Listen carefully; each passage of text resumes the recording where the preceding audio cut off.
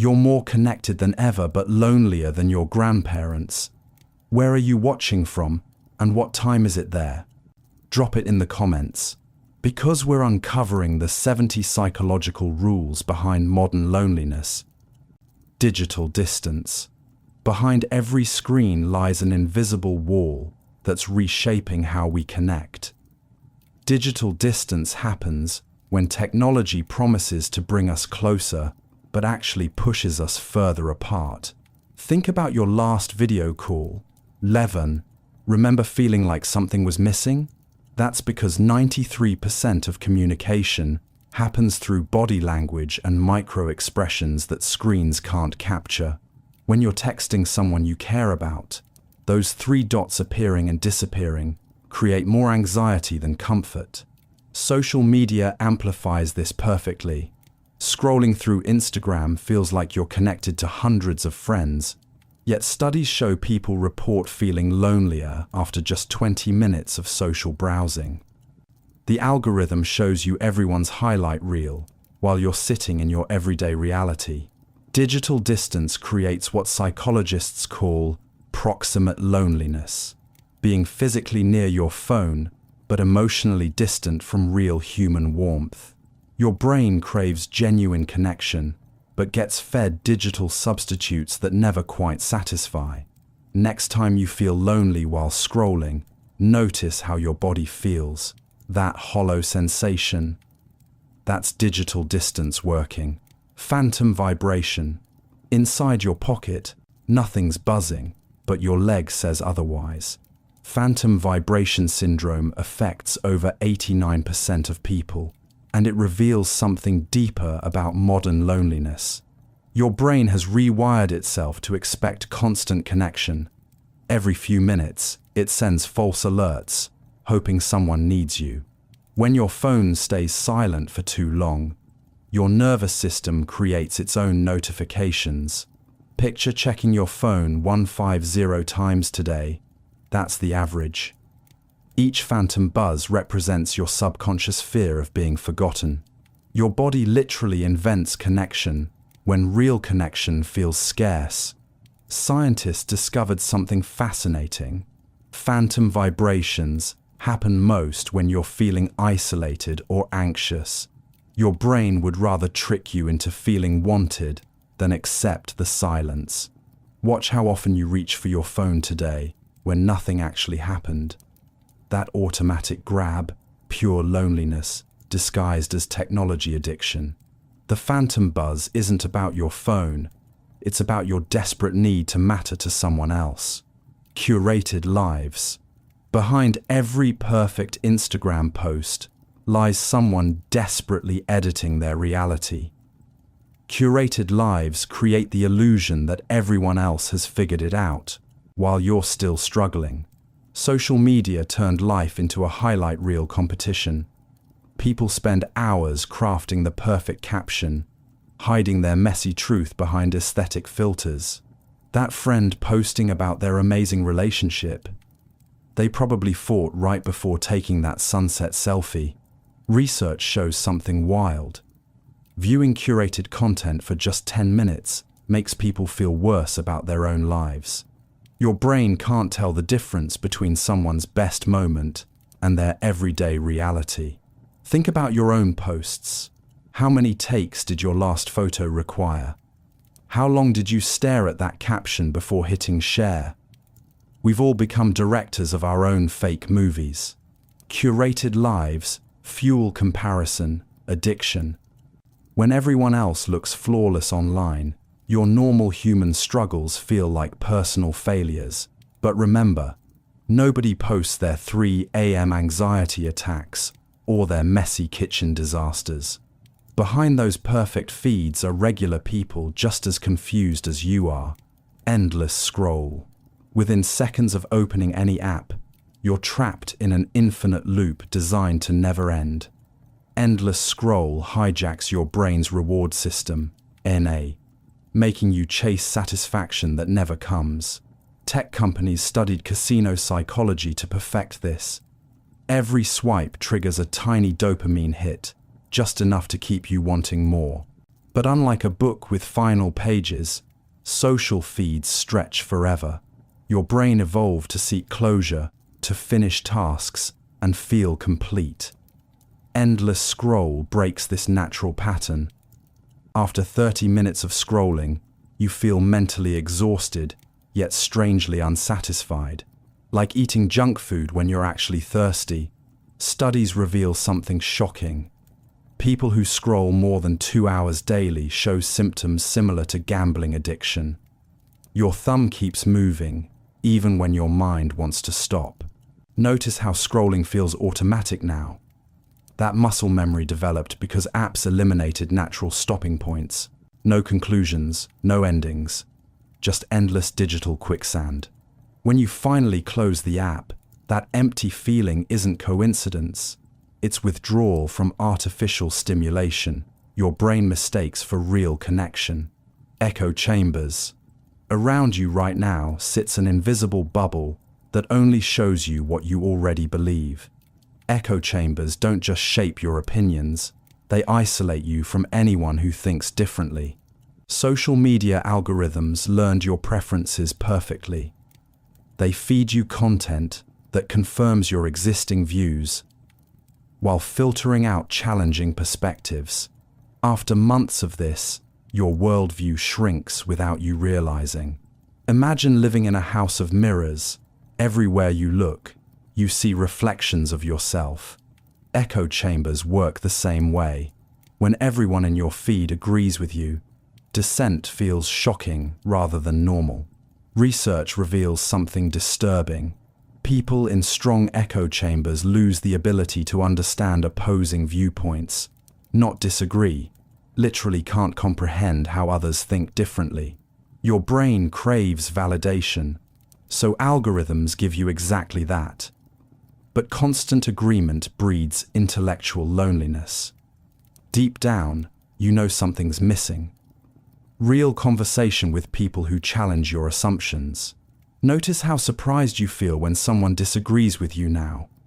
Echo chambers turned intellectual diversity into emotional threat. Virtual intimacy. Through screens, we've learned to mistake digital closeness for emotional connection.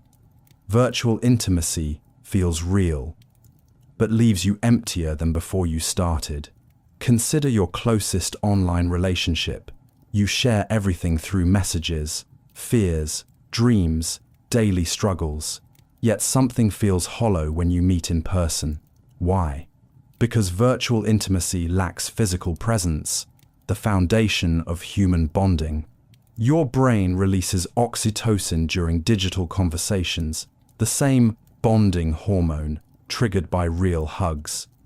But screen-based connection can't satisfy your deeper need for physical proximity, like eating artificial sweetener when you crave actual sugar. Studies show people in long-distance digital relationships report feeling close but disconnected. You know someone's thoughts perfectly, but can't read their body language or feel their energy. Virtual intimacy creates false confidence too. Typing brave words feels easier than speaking them face to face. Over time, you become more comfortable with digital vulnerability than real-world openness. Notice how different you feel texting versus talking. Virtual intimacy trained you to prefer the safety of screens over the risk of authentic human presence. Notification hunger. Every ping creates a tiny addiction cycle that's rewiring your brain for constant need. Notification hunger isn't about staying informed, WT. It's about feeding an artificial craving for relevance. Your phone buzzes 80+ times daily, training your nervous system to expect regular hits of digital attention. Each notification promises something important, but delivers mostly meaningless updates. Yet you can't stop checking. Scientists discovered notification addiction triggers the same brain pathways as substance dependency. Your dopamine receptors become desensitized, requiring more frequent alerts to feel satisfied, like needing stronger coffee just to feel normal. Watch how your body reacts when notifications are disabled. That restless, anxious feeling, pure withdrawal. Your brain learned to depend on external validation through digital interruptions. Notification hunger creates artificial urgency too. That work email at 9 p.m. feels critical. Until you read it's about office snacks. But your stress response already activated, flooding your system with unnecessary cortisol. Most fascinating, people check their phones every 12 minutes, even when notifications are turned off. The hunger persists long after removing the trigger. Surface connections. Across your entire social network, you probably have 0 people who truly know you. Surface connections feel like friendship, but they're emotional fast food, mass pass, filling in the moment, empty, long-term. Modern socializing rewards breadth over depth. You maintain hundreds of casual relationships through likes and brief comments. But when crisis hits, who actually shows up? Think about your last group conversation. Everyone shared updates, made jokes, seemed connected. Yet nobody discussed anything real. Fears, struggles, genuine thoughts. Just pleasant surface chatter that leaves everyone feeling oddly hollow. Research shows something alarming. Average friendship depth decreased 40% since social media began. People know more acquaintances, but have fewer confidants. Your brain craves meaningful connection, but gets fed superficial interactions instead. Surface connections create loneliness in a crowd syndrome. Surrounded by friendly faces, yet unable to share authentic thoughts. Like being hungry at a feast where everything's made of plastic. Notice how exhausted socializing makes you now. Surface connections drain energy because they require constant performance without offering genuine nourishment. Algorithm, loneliness. Without you realizing, invisible code now decides who you connect with and what you see. Algorithm, loneliness, happens when machines choose your social reality, FI-cello, creating isolation, disguised as connection. Every platform uses algorithms to improve your experience. But these systems prioritize engagement over genuine relationship building. They show you content that triggers strong reactions, not necessarily healthy ones. Your dating apps demonstrate this perfectly. Algorithms learn your patterns and feed you similar profiles repeatedly. Instead of expanding your social circle, they narrow it to a specific type that keeps you swiping longer. Facebook's algorithm decides which friends' posts you see. Close friends might disappear from your feed entirely, while distant acquaintances dominate. The machine thinks it knows what you want, but actually shapes what you want. Studies reveal something chilling. People report feeling lonelier after algorithm-heavy social media sessions compared to chronological feeds. Artificial intelligence optimizes for profit, not human well-being. Algorithm loneliness creates echo chambers of connection. AGU. You meet people who fit narrow patterns rather than discovering genuine diversity in human relationships. Comparison trap. On every platform you visit, someone appears to be living your dream life better than you ever could. Comparison trap transforms social media into a 24/7 competition where you always lose. Your brain evolved to compare for survival. Mole, checking if neighbors had more food or better shelter, meant life or death.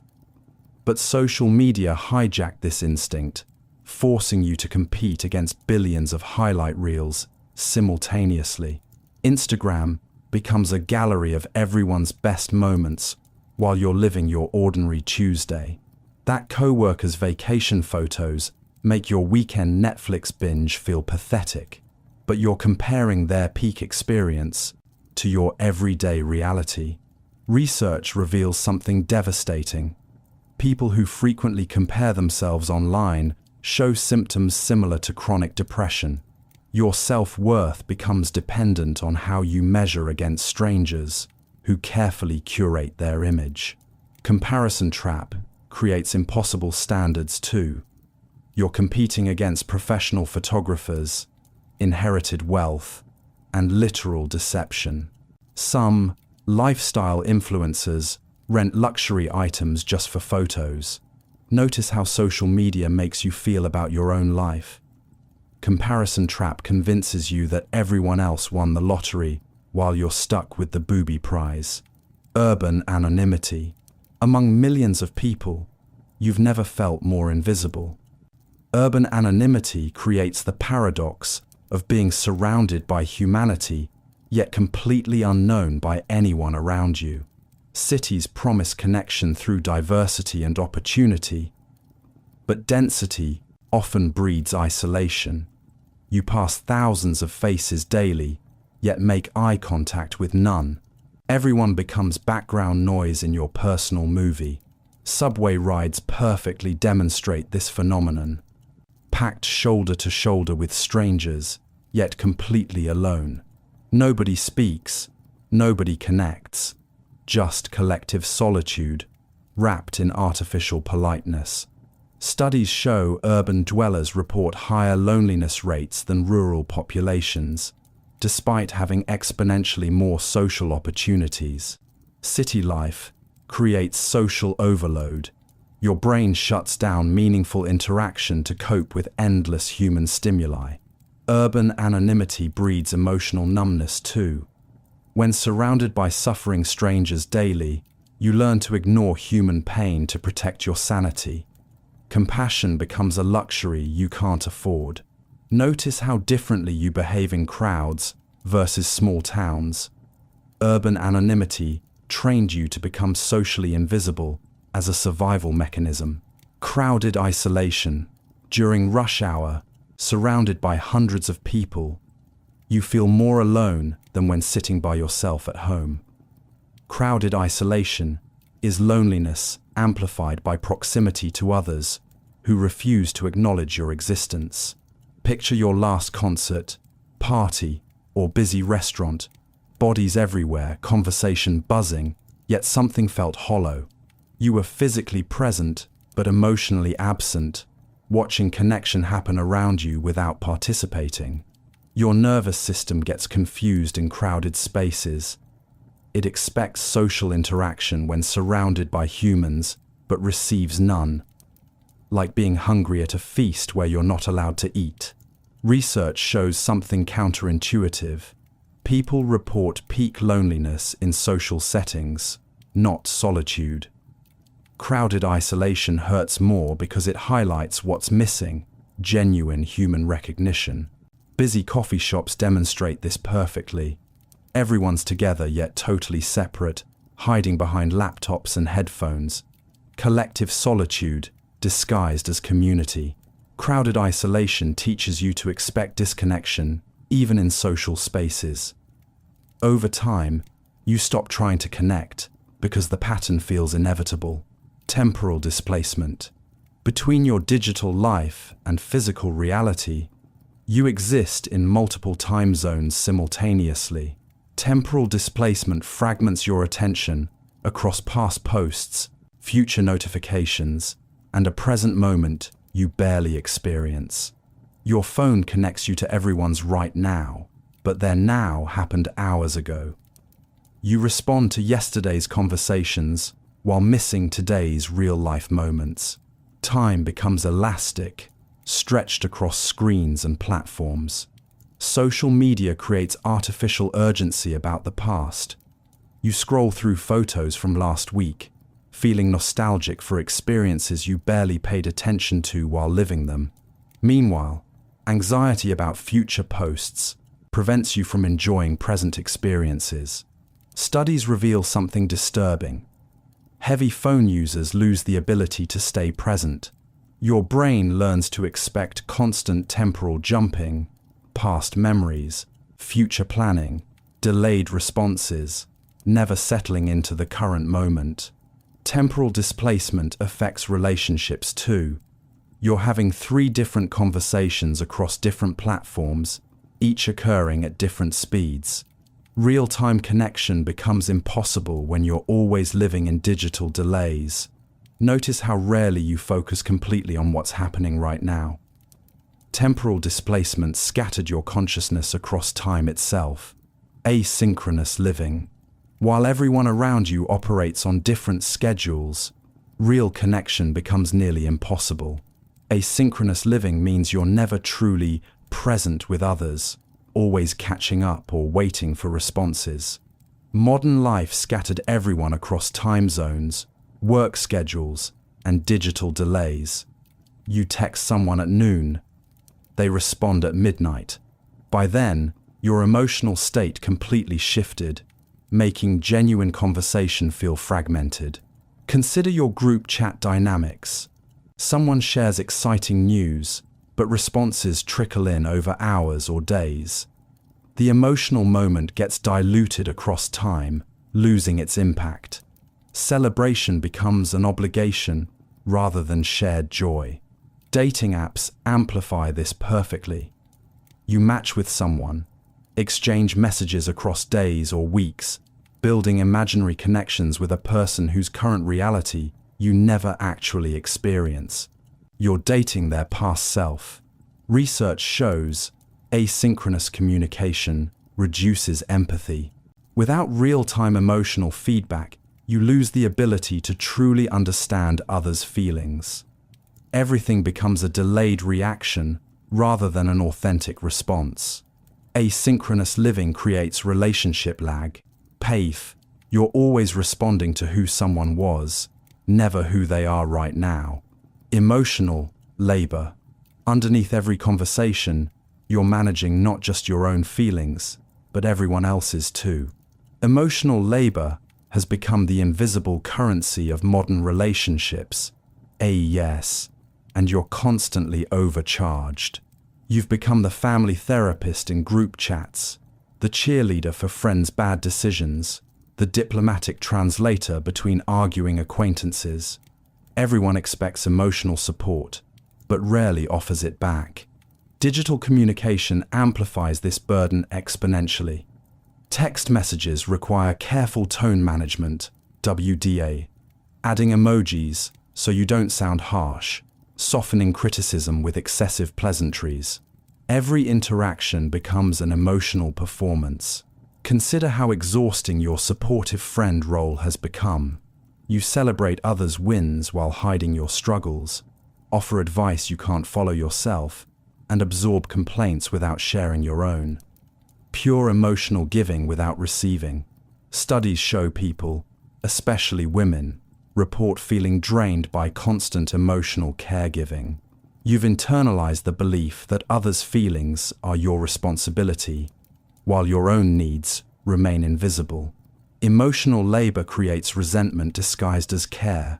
You love your people, but secretly wish someone would take care of you for once. Ghosting. Culture. Without warning, people simply vanish from your conversations like they never existed. Ghosting culture normalized disappearing as the default way to end relationships. Rise, turning rejection into complete erasure. Modern communication made ghosting effortless. Block someone, delete their number. Poof, they cease to exist in your digital world. No messy confrontations, no awkward explanations, just sudden silence. Your dating apps demonstrate this perfectly. Someone messages you for days, maybe weeks. You start imagining a future, then radio silence. They found someone better, got bored, or simply moved on without a word. But ghosting extends beyond dating now. Friends ghost when plans become inconvenient. Employers ghost job candidates. Even family members use silent treatment as punishment. Research shows ghosting creates unique psychological trauma, SI, worse than direct rejection. Your brain struggles to process incomplete social interactions, replaying conversations endlessly, searching for closure that never comes. Ghosting culture teaches you to expect abandonment in every relationship. You hold back emotional investment because anyone might vanish without notice. Attachment. anxiety. From your earliest relationships, you learned that love comes with conditions and people leave without warning. Attachment anxiety transforms every connection into a potential abandonment scenario, ROA, making you cling desperately while pushing others away. Your nervous system stays hypervigilant for signs of rejection. When someone takes too long to text back, your mind creates elaborate stories about why they're losing interest. A delayed response becomes evidence of impending abandonment. Dating triggers this perfectly. You analyze every word, every pause, every change in their usual patterns. Did they use fewer exclamation points today? Are they pulling away? Your brain treats normal relationship rhythms as threats. Attachment anxiety creates self-fulfilling prophecies too. You become so afraid of abandonment that you test relationships constantly, demanding reassurance, creating drama, or withdrawing first to protect yourself from inevitable hurt. Studies show anxiously attached people require 40% more reassurance than secure individuals, yet never feel satisfied by the comfort they receive. No amount of validation fills the bottomless pit of early emotional wounds. Attachment anxiety convinces you that love equals suffering, and peace means someone's about to leave. Performative happiness. Against your authentic feelings, you've learned to broadcast joy you don't actually feel. Performative happiness turns every emotion into a carefully crafted show. Tenmis, leaving your real self hidden behind a mask of artificial positivity.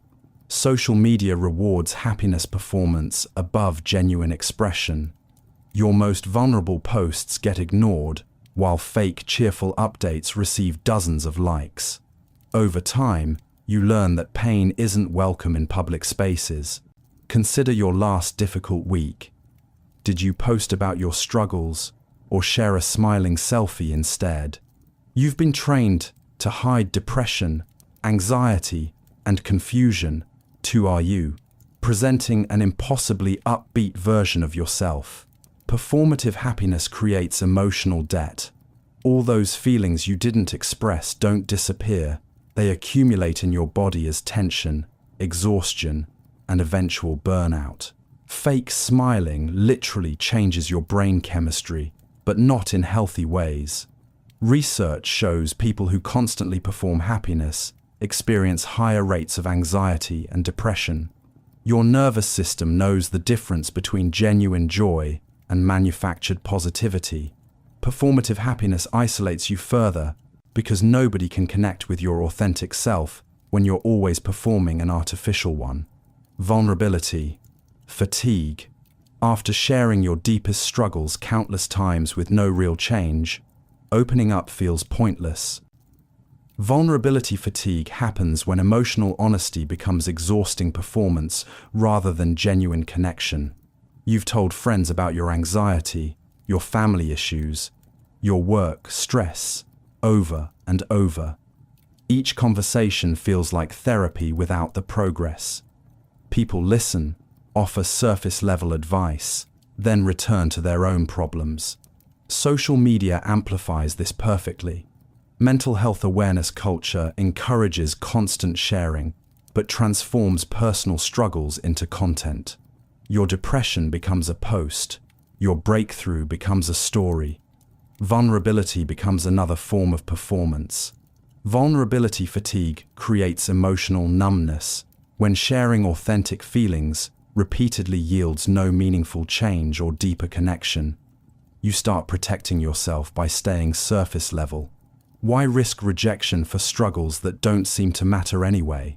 Studies show people who overshare personal information without reciprocal depth experience increased isolation. Vulnerability without boundaries becomes emotional labor disguised as authenticity. Vulnerability fatigue teaches you that your pain is boring to others, so you learn to carry it alone instead of seeking genuine support. Connection paradox. Despite having infinite ways to reach people, you've never felt more disconnected from humanity. Connection paradox reveals how technology promised to bring us together, but actually pulled us further apart than ever before. Your smartphone contains contact information for hundreds of people, yet you struggle to name 5 who truly understand you. Dating apps give you access to thousands of potential partners, but meaningful relationships feel impossible to find. Social platforms connect you to billions of users worldwide, while you sit alone in your room, feeling completely isolated. The more connection options available, the more overwhelmed and lonely you become. Connection paradox creates choice paralysis too. With endless networking possibilities, every interaction feels temporary and replaceable. Why invest deeply in one friendship when you could be optimizing for better connections elsewhere? Research shows people with more digital connection options report lower relationship satisfaction. Abundance breeds superficiality, UTI. When everything's available, nothing feels special. Connection paradox tricks you into believing that quantity equals quality, leaving you surrounded by shallow links while craving one genuine human bond. Digital withdrawal. Outside your phone screen exists a world you barely remember how to navigate. Digital withdrawal happens when stepping away from technology feels more terrifying than staying trapped in endless digital loops. Your nervous system adapted to constant stimulation, IS, notifications, updates, infinite scroll. Without these digital hits, reality feels uncomfortably slow and quiet. Boredom becomes unbearable because your brain forgot how to find peace in stillness. Try leaving your phone in another room for 2 hours. Notice that anxious, restless feeling, like phantom limb syndrome, but for technology. You reach for devices that aren't there, check pockets obsessively, feel disconnected from some invisible lifeline. Digital withdrawal creates real physical symptoms too. Increased heart rate, sweating, difficulty concentrating, NES. Identical to substance withdrawal. Your brain treats digital disconnection as genuine threat to survival. Research shows people experience withdrawal symptoms after just 24 hours offline. The fear isn't about missing important information. It's about losing your primary coping mechanism for uncomfortable emotions. Digital withdrawal reveals how technology became your emotional regulator, SIC, and now you can't handle feelings without a screen to distract you. Presence, absence. In conversations with people you care about, your body sits there while your mind lives somewhere else entirely. Presence absence means showing up physically, but being emotionally unavailable to the moment unfolding right in front of you. You nod at appropriate times, make supportive sounds, even ask follow-up questions, but your thoughts drift to work, stress, social media updates, or tomorrow's responsibilities. You're having 2 conversations, one with the person speaking, another with your internal chatter. Watch how often you catch yourself spacing out during important discussions. Your friend shares something meaningful, but you missed half of it because you were mentally crafting your own response or thinking about unrelated problems. Presence absence destroys intimacy without anyone realizing it. People sense when you're not truly there. Even if you're physically engaged, they stop sharing deeper thoughts because they intuitively know you're not fully listening. Research reveals something sad. Average attention span during conversations dropped to 8 seconds. Your brain learned to multitask emotions, splitting focus between present relationships and digital distractions. Presence absence creates relationships where everyone's together, but nobody's actually connecting. Shallow networking. Throughout your career, you've collected business cards and LinkedIn connections like trophies, but built 0 meaningful professional relationships. Shallow networking turns human connection into transactional exchanges, leaving you professionally isolated despite having impressive contact lists.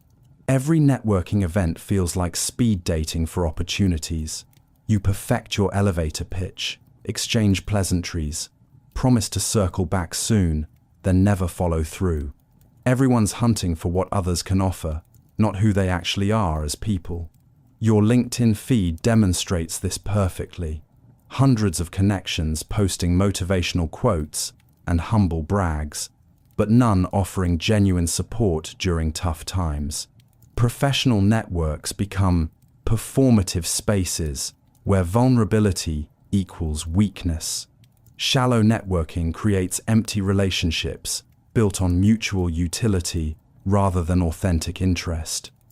You know people's job titles but not their actual struggles, dreams, or personalities. Research shows networkers who focus on relationship quality over quantity to achieve better career outcomes. Deep connections provide opportunities, mentorship, and support, while shallow ones offer only superficial introductions. Shallow networking leaves you professionally connected, but personally unknown. Instant gratification. Within seconds of wanting something, you expect to have it, making patience feel like punishment. Instant gratification rewires your brain to crave immediate rewards, leaving you unable to enjoy the natural rhythms of real relationships and meaningful achievements. Your phone trained you to expect everything. Immediate responses to texts, next-day delivery, endless entertainment on demand. When reality moves slower than technology, frustration replaces acceptance. Dating apps perfectly demonstrate this addiction. Someone doesn't reply within hours. You assume they're not interested and move on to the next match.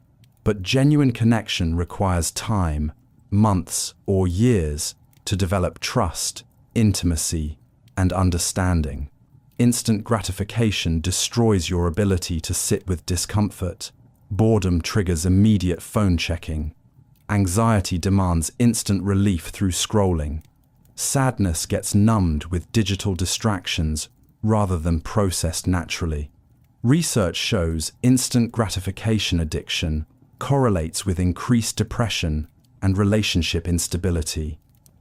Your nervous system never learned to tolerate waiting, so every delay feels like a crisis. Instant gratification promises satisfaction, but delivers endless craving, because the best things in life unfold slowly. Delayed intimacy. Between meeting someone and truly knowing them lies a gap that modern life refuses to acknowledge. Delayed intimacy reveals the uncomfortable truth. ISS, real connection takes months or years to develop, but you've been conditioned to expect instant emotional closeness. Your dating apps promise immediate chemistry based on photos and brief messages. You swipe, match, meet for coffee, then feel disappointed when deep connection doesn't happen within hours. But intimacy isn't fast food, DAA. It's slow cooking that requires patience. Consider your closest friendships.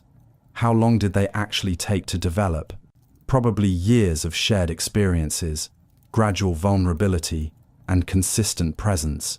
Yet you expect new relationships to reach that same depth in weeks. Social media creates false intimacy that confuses your expectations. You know someone's vacation photos and political opinions, but have never seen them handle stress or comfort others in crisis. Surface-level information masquerades as emotional knowledge. Delayed intimacy frustrates your instant gratification brain.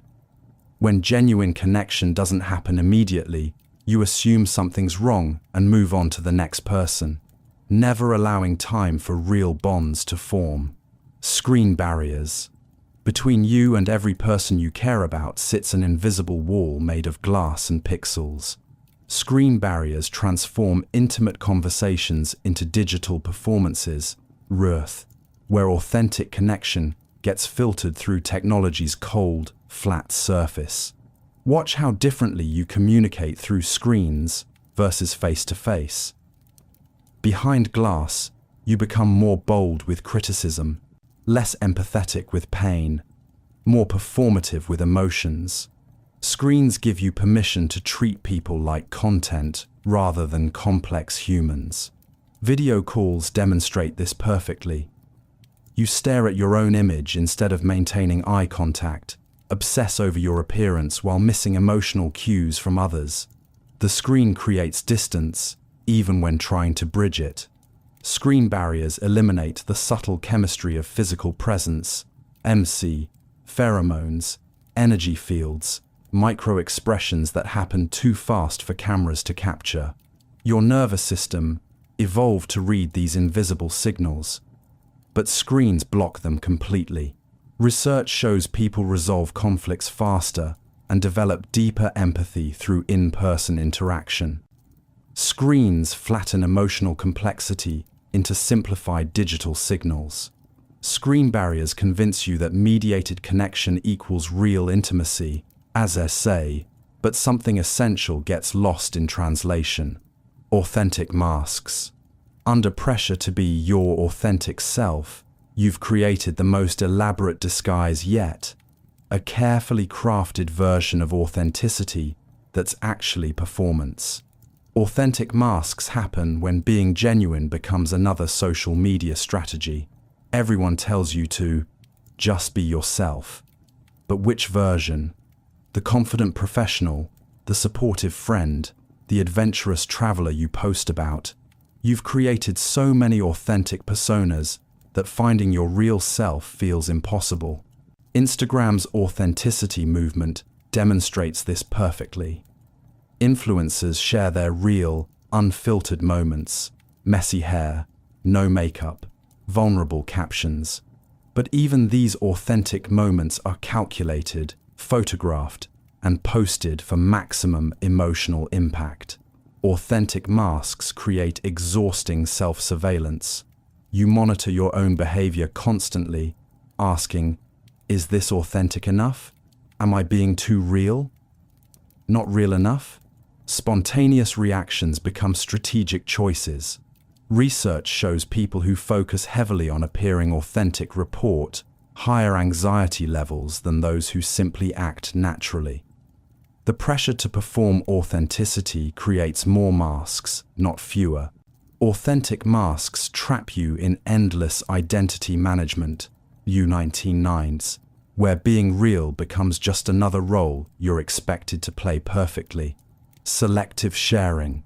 Among all your life experiences, you carefully choose which moments deserve public attention, turning your existence into a highlight reel that nobody, including yourself, can live up to. Selective sharing creates false realities where everyone appears to be winning while hiding their actual struggles. You post the promotion but not the months of rejection letters. Share the romantic dinner, but not the argument that happened an hour later.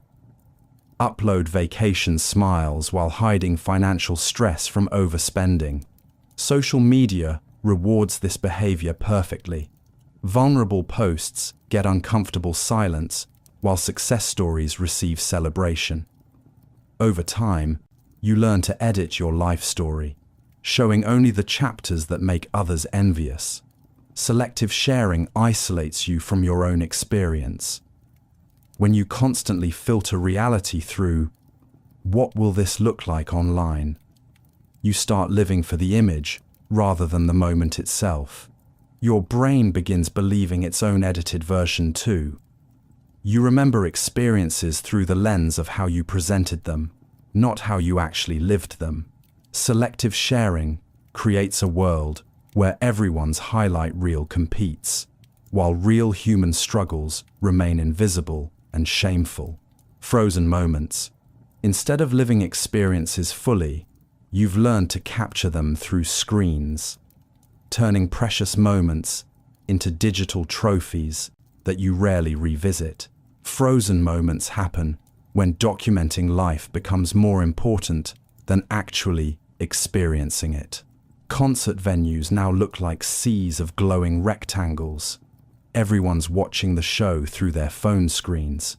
Missing the energy, the crowd connection, the spontaneous magic that can't be recorded. You take 17 photos of your dinner before eating it cold. Snap countless selfies during sunset, instead of watching colors change across the sky.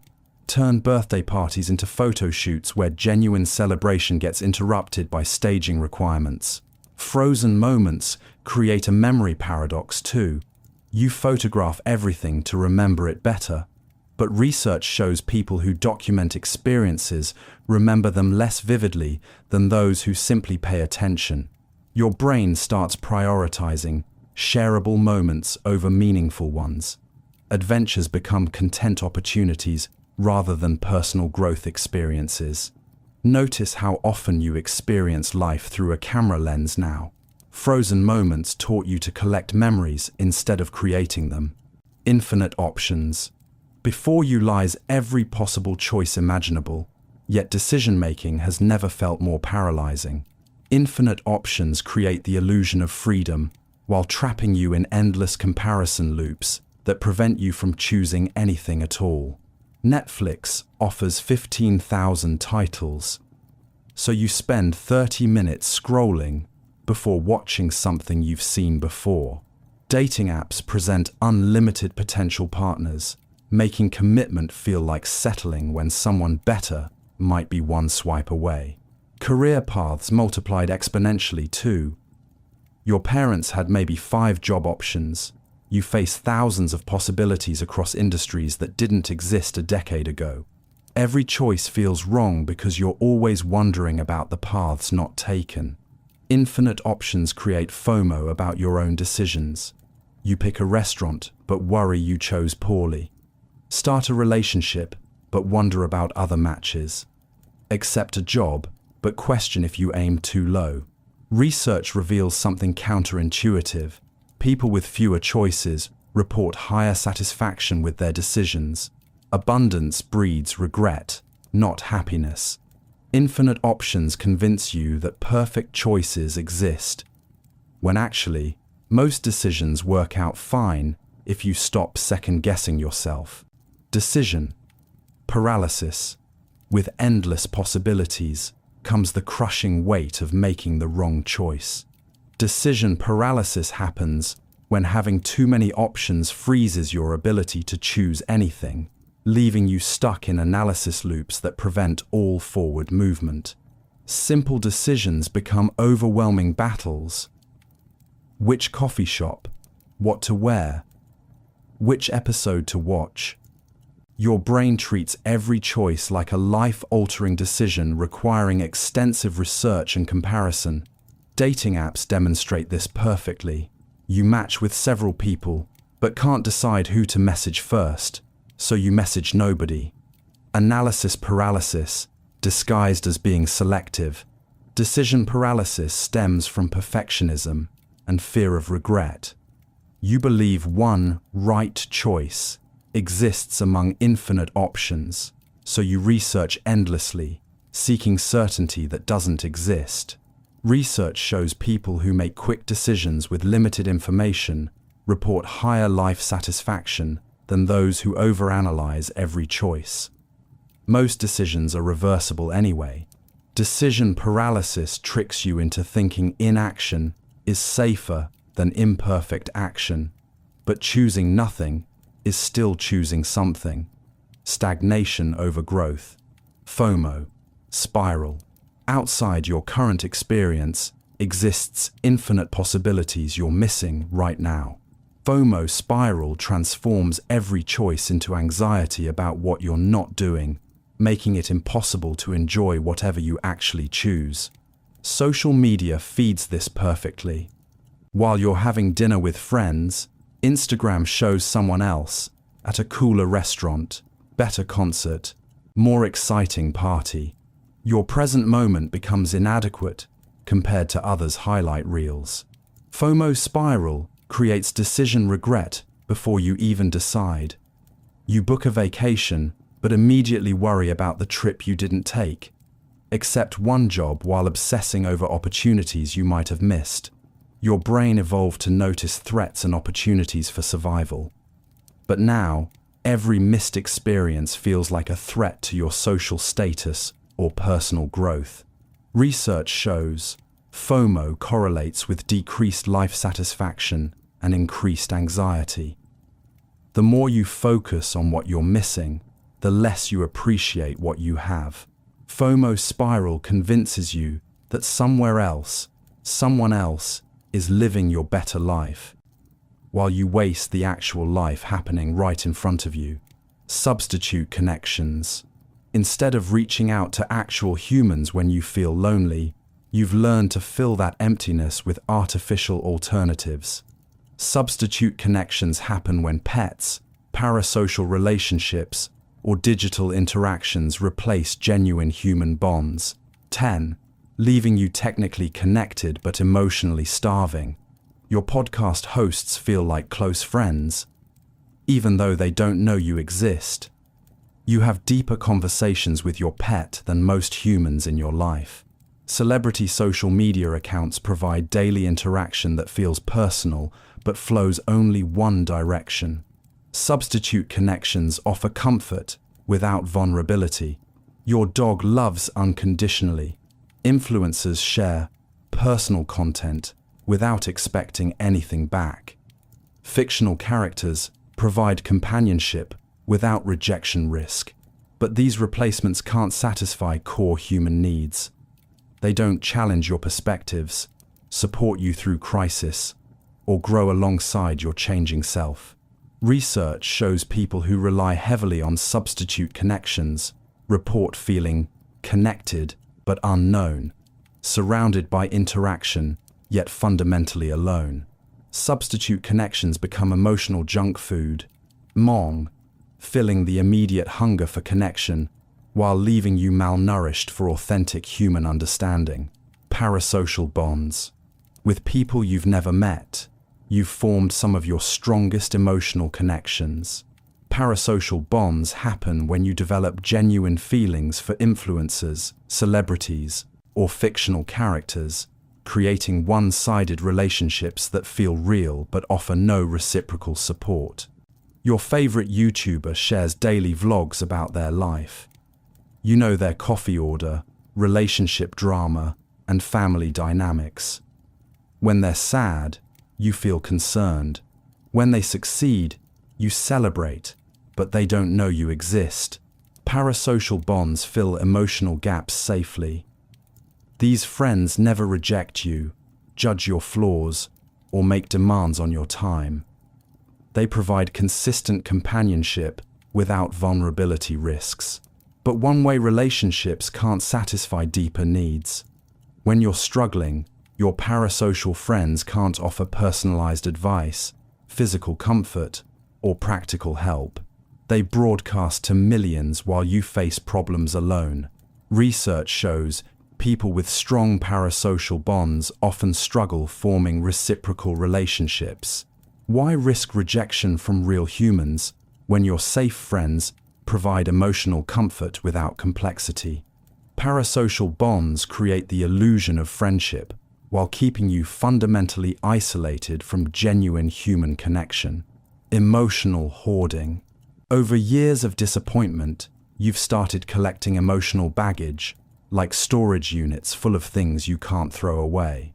Emotional hoarding happens when the past hurts, unresolved conflicts, and buried feelings accumulate inside you, creating internal clutter that blocks new connections.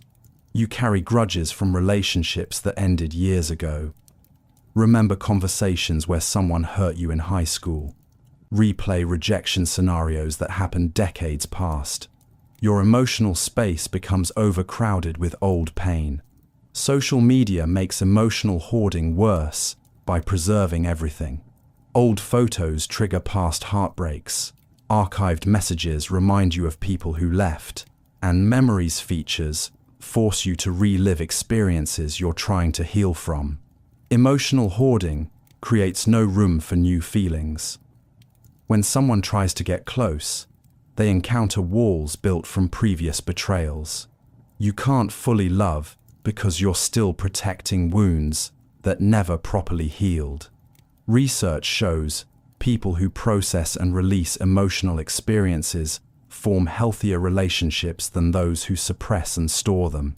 Emotional hoarding convinces you that holding on to pain protects you, when actually it prevents the healing that makes genuine connection possible. Nostalgic loops. Through endless scrolling, you've trapped yourself in cycles of longing for times that felt better than right now. Nostalgic loops happen when reminiscing about the past becomes more appealing than building your present, leaving you emotionally stuck in memories while life moves forward without you. Facebook's Memories feature perfectly demonstrates this trap. Every day it shows you photos from years ago. When you seemed happier, friendships felt closer, life held more promise. You spend hours comparing your current struggles to your past highlights. Nostalgic loops create emotional time travel addiction. Instead of addressing today's loneliness, you escape into memories of college friendships, childhood summers, or early relationships that felt magical in hindsight. But nostalgia edits reality. Riasa. You remember the good times, while forgetting the anxiety, drama, and uncertainty you actually felt back then.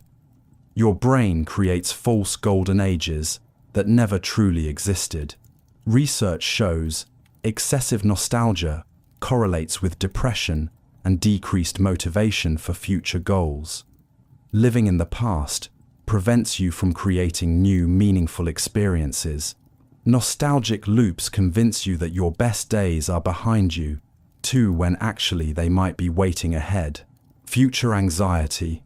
Across every decision you make lurks the terrifying question: what if I'm ruining my entire life? Future anxiety transforms normal uncertainty into paralyzing catastrophe scenarios. Cryalize, making you afraid to move forward because every choice might lead to disaster. Your brain creates elaborate worst-case stories about decisions that haven't happened yet. Apply for a new job? You'll definitely get rejected. Everyone will think you're delusional for trying, and you'll never recover professionally. Start dating someone new. They'll inevitably discover your flaws, leave you for someone better, and you'll die alone with cats. Social media amplifies this perfectly. LinkedIn success stories make your current career path seem pathetically inadequate, while cautionary tales about failed entrepreneurs confirm your worst fears about taking any risks. You're trapped between feeling behind and feeling terrified. Future anxiety stems from the illusion of control. You believe enough worry and obsessive planning can prevent bad outcomes, but anxiety about tomorrow steals energy from building today. You spend so much time catastrophizing about potential futures that you forget to create the present. Research shows people who accept uncertainty as life's normal state experience significantly less anxiety than those who demand guarantees about unknowable outcomes. Future anxiety convinces you that worrying equals intelligent preparation, Lohman, when actually it prevents the very bold action that creates the positive futures you're dreaming about. Present avoidance. Rather than face what's happening in your life right now, you've mastered the art of mental escape. Present avoidance happens when the current moment feels too uncomfortable, boring, or overwhelming, so you flee into distractions, fantasies, or digital worlds instead of dealing with reality. Your phone provides the perfect escape hatch from uncomfortable feelings. Anxious about a conversation, check Instagram. Bored during a meeting, scroll TikTok. Lonely on a Friday night, binge Netflix until you forget you have no plans. Each distraction temporarily numbs the discomfort, but prevents you from addressing what's actually wrong. Present avoidance becomes automatic over time. You've trained your nervous system to expect immediate relief from any unpleasant emotion. Sadness triggers shopping apps, stress triggers social media, Silence triggers music or podcasts. You can't sit with your own thoughts for 5 minutes without reaching for stimulation. But avoiding the present creates bigger problems.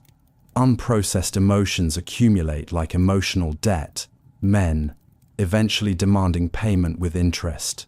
The anxiety you avoid grows stronger, the boredom becomes deeper, the loneliness more intense. Research shows people who practice present moment awareness report higher life satisfaction than those who constantly escape through distraction. Present avoidance promises relief, but delivers dependency, teaching you to fear the very moments that contain your actual life. Memory fragments. Within your mind exists a chaotic collection of disconnected moments, ex-carbon experiences, broken into digital-sized pieces that never form complete stories. Memory fragments happen when constant documentation and distraction prevent your brain from creating coherent narratives about your own life. You remember taking hundreds of photos during your last vacation, but can't recall how anything actually felt. The sunset looked beautiful through your camera, but did you enjoy watching it? The restaurant had great lighting for selfies, but was the conversation meaningful? Your memories exist as isolated snapshots without emotional context. Social media encourages this fragmentation perfectly. You document individual moments, the coffee, the outfit, the location check-in, any face, but miss the flowing experience that connects them. Your life becomes a series of posts rather than a continuous story you're actively living. Memory fragments create identity confusion too. When you can't remember complete experiences, you lose track of who you really are versus who you appear to be online. Your sense of self becomes as scattered as your recollections. Digital overwhelm makes this worse. Your brain processes so much information daily that it can't properly encode experiences into long-term memory. Everything feels familiar, yet forgettable, recent, yet distant. Research shows people who practice mindful attention during experiences remember them more vividly and report greater life satisfaction than those who constantly document but rarely reflect. Memory fragments leave you feeling like a stranger in your own life story. Digital ghosts. Throughout your digital world wander the spirits of relationships that ended, people who died, and versions of yourself you've tried to leave behind. Digital ghosts happen when the internet preserves everyone who ever mattered to you, making it impossible to truly move on because their presence lingers in every platform, photo, and memory notification. Your ex-partner still appears in group photos that surface in your timeline. Their tagged posts haunt your Facebook memories. Their Spotify activity shows up in your friend feed, revealing they're listening to songs you shared together. Even years after the breakup, digital remnants trigger fresh waves of loss and longing. Social media transforms grief into an endless loop. Friends who died still receive birthday messages, their profiles becoming digital shrines that prevent natural healing. You see their old tweets, remember inside jokes from their posts, watch stories they'll never update again. Death used to create closure, too. Now it creates permanent digital presence. Dating apps make this worse by recycling profiles of people you've already dated, rejected, or been hurt by. You can block someone in real life, but their digital ghost still appears across multiple platforms, different usernames, new photos of the same person you're trying to forget. Research shows people who maintain digital connections to end relationships experience prolonged grief and delayed emotional recovery compared to those who create clear digital boundaries. Digital ghosts convince you that letting go means forgetting, when actually, healing requires accepting that some presences will always echo in your digital spaces. Phantom relationships. Inside your mind exist deep emotional bonds with people who barely know you exist. or worse, people who actively take advantage of your one-sided investment. Phantom relationships happen when you create elaborate emotional connections with individuals who offer nothing genuine in return, leaving you exhausted from giving to ghosts. You've convinced yourself that your boss really values your extra effort, even though they never acknowledge your sacrifices or defend you during difficult times. You believe that friend who only calls when they need something actually cares about your well-being. You invest emotional energy in people who disappear the moment you need support. Social media amplifies phantom relationships perfectly. You feel close to people who like your posts but never check on you personally. Acquaintances seem invested in your life through comments and reactions, but wouldn't notice if you disappeared for months. Digital interaction creates intimacy, illusions, without reciprocal care. Phantom relationships drain your emotional resources because you're constantly giving to people who aren't actually present in your life. You analyze their behavior for signs of deeper connection, make excuses for their lack of investment, and convince yourself that one-sided relationships count as friendship. Research shows people who maintain many phantom relationships report feeling lonelier than those with fewer but more reciprocal connections. Phantom relationships teach you to mistake attention for affection and interaction for genuine care, leaving you surrounded by people who don't actually see or support the real you. Invisible crowds. Around you every day are thousands of people who look right through you like you don't exist. Invisible crowds happen when you're surrounded by humans, but nobody actually sees you as a real person. You become background scenery in everyone else's busy life. Think about your last trip to a crowded mall, busy street, or packed coffee shop. How many people made eye contact with you? Probably zero. Everyone's staring at their phones, rushing somewhere important, or actively avoiding looking at strangers. You're sharing the same space with hundreds of people, yet you might as well be invisible. Subway rides show this perfectly. You're packed shoulder to shoulder with dozens of strangers, but everyone pretends the others don't exist. People wear headphones, study their shoes, or scroll social media, do faith, anything to avoid acknowledging the humans pressed against them. It's like being in a room full of ghosts. Even simple interactions feel hollow now.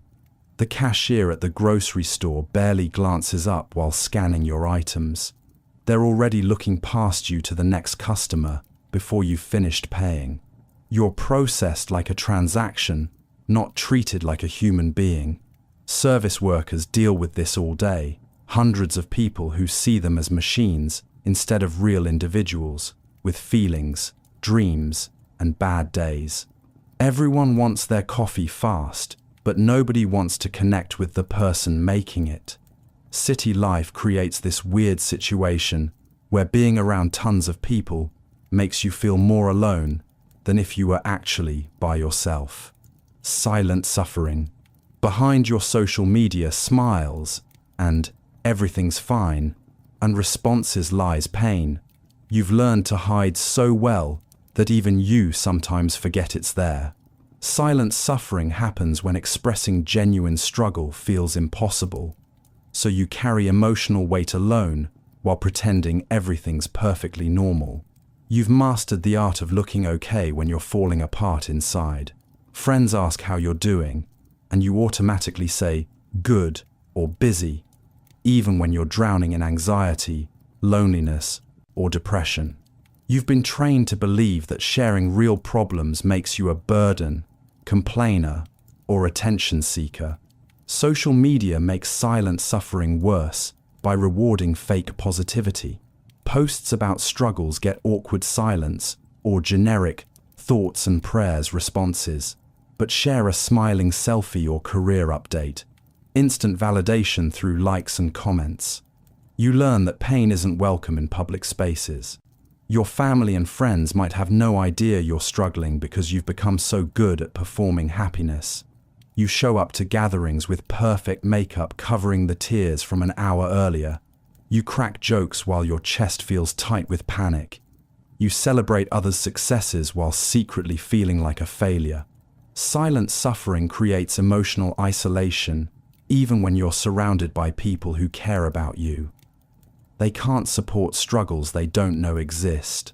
Meanwhile, you convince yourself that everyone else has life figured out because they're hiding their pain just as skillfully as you are. The tragedy is that most people around you are probably suffering silently too, creating a world where everyone pretends to be fine while secretly falling apart. Masked depression. Beneath your carefully constructed happy face lives a sadness so deep you've almost convinced yourself it doesn't exist.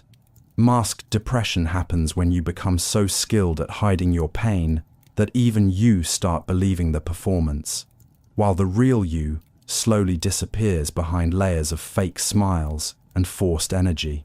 You wake up every morning and put on your everything's fine costume, bright clothes, cheerful voice, enthusiastic responses to small talk. Your co-workers think you're the positive one who never has bad days. Your family sees you as the strong one who always has it together. Friends rely on you for encouragement and support because you seem so naturally upbeat. But inside, you feel like you're drowning while everyone around you thinks you're an excellent swimmer. Simple tasks feel overwhelming. Getting out of bed requires enormous effort. Social interactions exhaust you because you're constantly performing happiness you don't feel. Yet you keep showing up, keep smiling, keep pretending, because you've learned that people don't want to deal with sad friends. The worst part about masked depression is how it isolates you from help. When you finally break down and tell someone you're struggling, they're shocked. "But you always seem so happy," they say, as if your pain isn't real because they couldn't see it. Your ability to function normally makes others think you're not really depressed. You start believing that if you can fake happiness well enough, maybe it will become real. But performance isn't healing. The more energy you spend maintaining your happy mask, the less you have left for actually addressing what's wrong underneath. Masked depression creates a prison where you're both the guard and the prisoner, keeping your real self locked away while the world applauds your fake one. Productivity, guilt. Every moment you're not actively achieving something feels like personal failure. Productivity guilt happens when rest becomes anxiety, relaxation triggers shame, and your worth gets measured entirely by how much you accomplish each day, leaving you exhausted from never allowing yourself to simply exist without purpose. You can't watch a movie without feeling like you should be working on something more important. Taking a nap feels lazy, even when you're genuinely tired. Spending time with friends seems wasteful unless it somehow advances your career or personal goals. Every activity gets filtered through, "Is this productive enough?" instead of, "Does this bring me joy or peace?" Social media makes this worse by showcasing everyone's achievements around the clock. LinkedIn posts about side hustles, Instagram stories about morning routines, Twitter threads about optimization hacks. You're bombarded with messages that successful people never stop working, never waste time, never choose rest over progress. Your brain starts treating basic human needs like weakness. Need 8 hours of sleep. You should function on 6 and use those extra hours for skill building. Want to spend Sunday reading a novel? That time could be better spent networking or learning new software. Even your hobbies need to justify their existence by potentially becoming income streams. Productivity guilt convinces you that your value as a person depends on your output as a worker. You forget that human beings aren't machines designed only for efficiency. Rest, play, and purposeless activities aren't luxuries. They're necessities for mental health, creativity, and genuine happiness. The cruel irony is that productivity guilt actually makes you less productive by creating chronic stress, decision fatigue, and burnout that destroys your ability to focus on what truly matters. Rest, resistance. Against every natural instinct your body sends, you've developed an almost allergic reaction to doing nothing. Rest resistance happens when your nervous system treats relaxation like danger, making you feel guilty, anxious, or physically uncomfortable whenever you try to slow down and simply be still. You sit down to watch TV and immediately feel restless. Your mind starts creating lists of more important things you should be doing instead. Within minutes, you're reaching for your phone, cleaning something, or finding busy work to avoid the uncomfortable feeling of just existing without a goal. Even when you're exhausted, rest feels wrong. You'll scroll social media for hours, which isn't actually restful, rather than take a nap that your body desperately needs. You've convinced yourself that being tired means you should push harder, not recover properly. Weekend mornings become torture because you have no official tasks demanding your attention. The open time feels threatening instead of refreshing. You fill every moment with errands, social obligations, or productivity projects because empty calendar space triggers anxiety about wasting your life. Rest resistance comes from years of being taught that your value depends on your usefulness. Somewhere along the way, you absorb the message that people who aren't constantly doing something are lazy, unmotivated, or worthless. So you keep moving to prove you deserve to exist. But humans weren't designed for constant motion. Your brain needs downtime to process information. Your body requires recovery to function properly. And your soul craves moments of peace to remember who you are, beyond what you accomplish. Rest resistance creates a cruel cycle where exhaustion makes you less effective, but you respond by doing more instead of recovering, making everything harder. Hustle culture. Everything in your life has become about grinding harder, sleeping less, and turning every passion into a profit stream. Hustle culture happens when society convinces you that rest equals failure, creating a world where human connection gets sacrificed on the altar of endless productivity and constant self-improvement. You've been brainwashed into believing that successful people never stop working. Every hobby needs to become a side business. Every skill should generate income. Every moment of downtime represents missed opportunity. You can't just enjoy photography. It needs to become a wedding business. Can't just like writing. It must become a blog that monetizes. Can't just work your regular job. You need 3 side hustles to prove you're serious about life. Social media feeds this obsession perfectly. LinkedIn glorifies people who work 80-hour weeks. Instagram celebrates entrepreneurs who sacrifice everything for their business. Twitter threads praise morning routines that start at 4 a.m. and end at midnight. You're constantly seeing messages that normal working hours make you average, that taking weekends off means you're not committed enough. Hustle culture destroys relationships by making them feel like distractions from success. Date nights become networking opportunities. Family dinners get interrupted by urgent emails. Friends drift away because you're always too busy building your empire to maintain actual human connections. The saddest part is how hustle culture promises that once you achieve enough success, then you'll finally have time for relationships and happiness. But it never ends. There's always another goal, another level, another competitor to outwork. You end up successful and completely alone because you sacrificed every meaningful relationship for achievements that feel empty without people to share them with. Worth metrics. Every aspect of your identity gets reduced to numbers you can track, compare, and obsess over. Worth metrics happen when your self-esteem becomes a spreadsheet of achievements, turning your human value into data points that never quite add up to feeling good enough about yourself.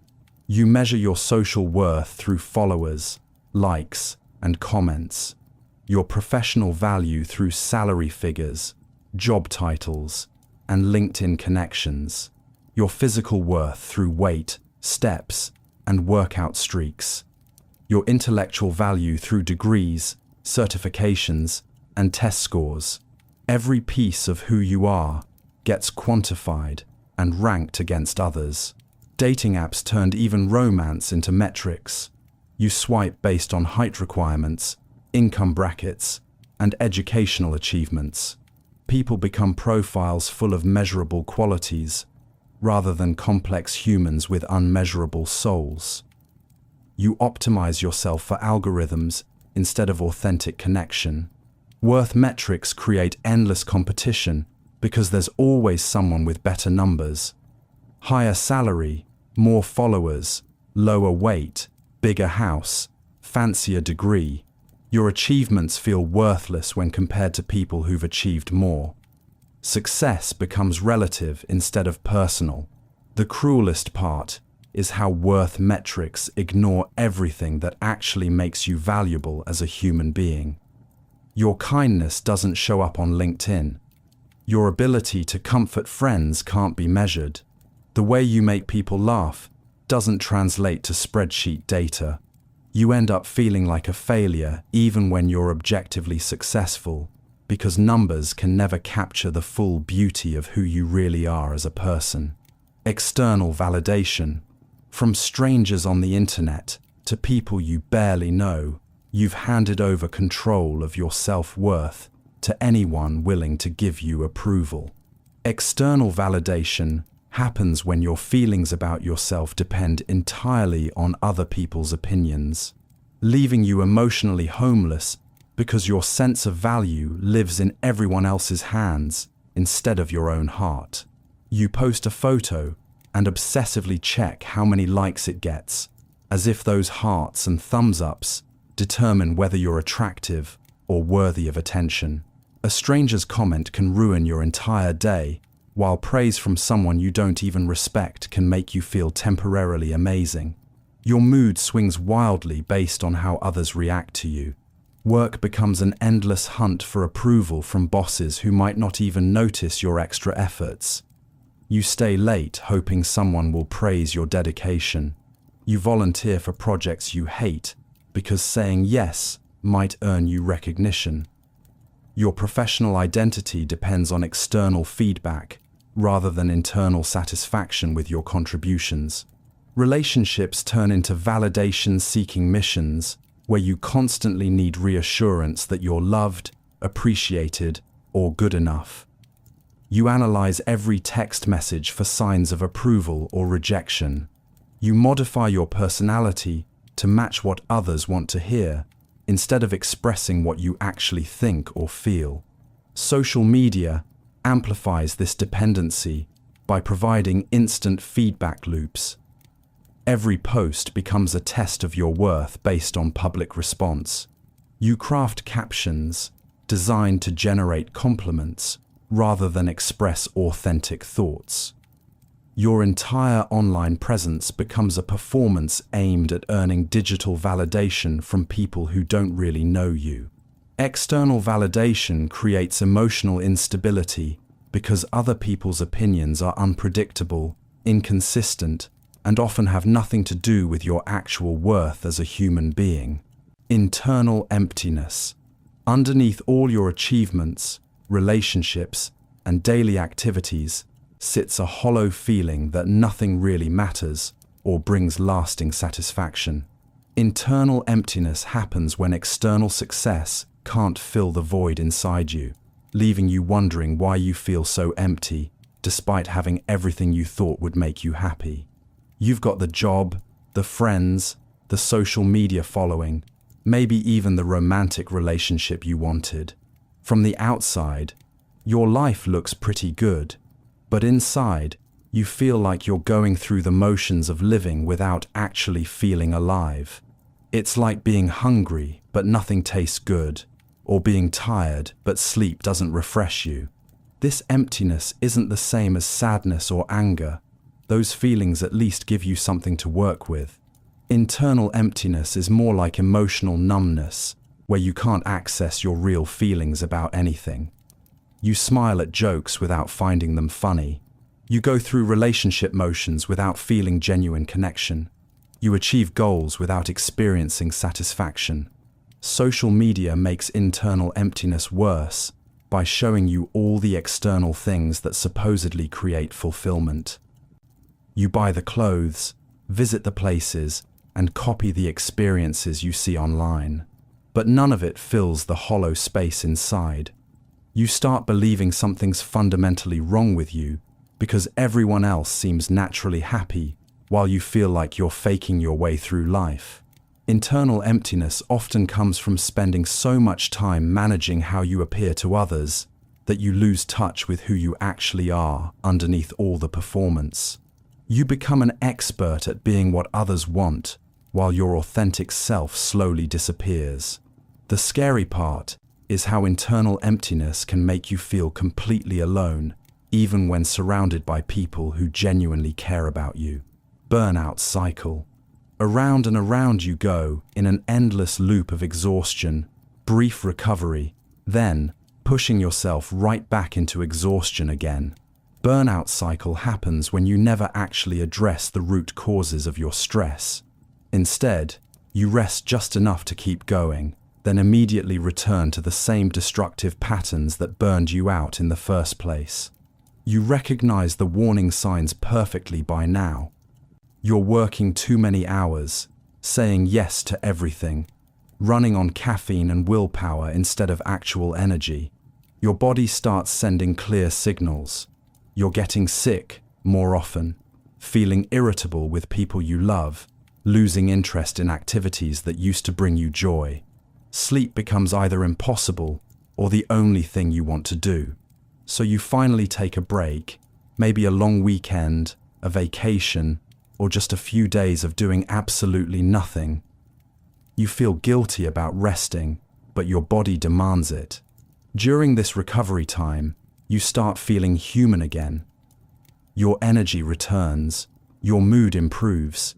You remember what it feels like to enjoy life instead of just surviving it.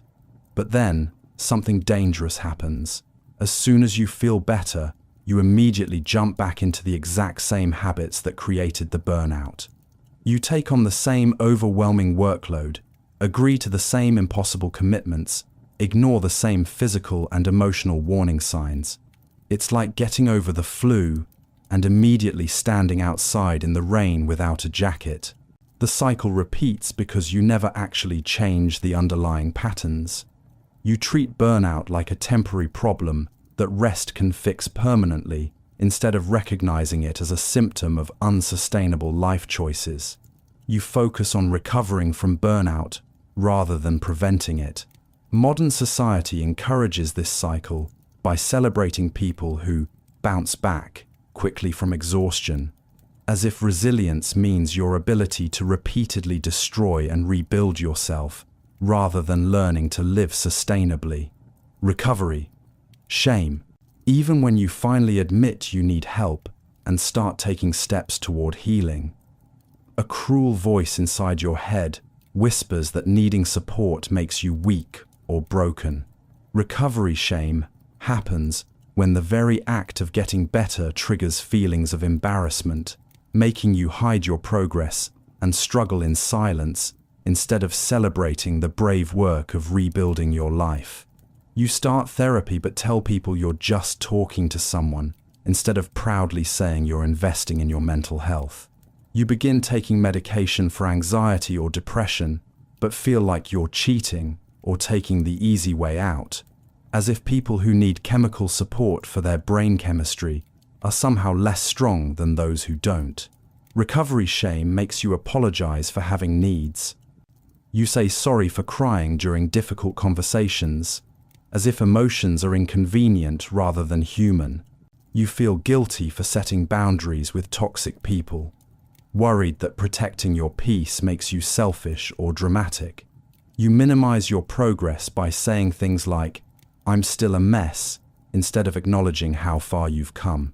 Social media amplifies recovery shame by showing you people who seem naturally happy and well-adjusted. You compare your behind-the-scenes healing process to others' highlight reels, forgetting that many people hide their own struggles and recovery journeys. You start believing that needing help makes you fundamentally different from normal people. The most dangerous part of recovery shame is how it can sabotage your healing process. You might skip therapy sessions when you're struggling most because you feel ashamed of not being better yet. You stop taking prescribed medications because you want to prove you can handle life without support. Recovery shame forgets that seeking help requires tremendous courage, and that healing is one of the most human things you can do for yourself. Perfectionist, prison, nothing you do ever feels good enough, so you've locked yourself in a cage made of impossible standards that prevent anyone from seeing the real you. Perfectionist prison happens when your fear of being flawed becomes so intense that you hide your authentic self behind a wall of fake perfection, leaving you completely isolated because nobody can connect with someone who pretends to never struggle. You spend hours crafting the perfect text message, rewriting emails until they sound just right, and practicing conversations in your head to avoid saying anything that might make you look stupid or unprepared.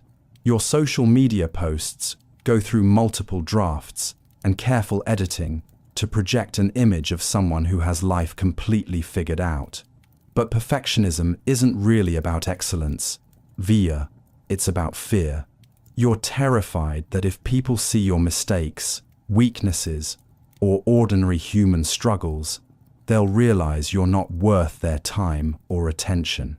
So, you present a flawless version of yourself that's exhausting to maintain and impossible for others to relate to. Relationships suffer because perfect people are intimidating and fake-feeling. When you never admit mistakes, ask for help, or show vulnerability, others can't connect with you on a human level. They start feeling like they need to be perfect around you too, creating superficial interactions where everyone's pretending to be more together than they actually are. The cruel irony is that perfectionism creates the very rejection you're trying to avoid.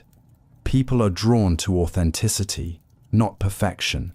They want to see your struggles because it makes them feel less alone in their own imperfections. Perfectionist prison convinces you that being flawless will earn love, when actually, being human is what creates real connection with others. Imposter syndrome. Deep down, you're convinced that everyone around you is genuinely talented, while you're just faking your way through life, waiting for someone to discover you don't actually know what you're doing. Imposter syndrome happens when your achievements feel like accidents or lucky breaks instead of earned successes, leaving you constantly anxious that people will realize you don't deserve the respect, job, or relationships you have. You sit in meetings nodding along, terrified someone will ask you a question that exposes how little you actually understand. When you get promoted or receive praise, your first thought isn't pride that you fuck. It's panic that you've somehow tricked people into thinking you're more capable than you really are. You attribute your successes to timing, luck, or other people's help, never to your own skills or hard work. Social media makes imposter syndrome worse by showing you everyone else's confident posts about their expertise and achievements. You see colleagues sharing their thoughts like experts, while you question whether you're qualified to have opinions about anything. Other people seem naturally talented, while you feel like you're constantly struggling to keep up with basics everyone else has mastered. The exhausting part of imposter syndrome is how much energy you spend trying to hide your perceived inadequacy. You over-prepare for everything, work twice as hard as necessary, and avoid opportunities that might reveal your true limitations. You turn down speaking opportunities, decline leadership roles, and stay quiet in discussions where you actually have valuable insights to share. Imposter syndrome creates a cruel cycle where you avoid challenges that could build genuine confidence, then use that avoidance as evidence that you're not really qualified for success. The reality is that most competent people question their abilities.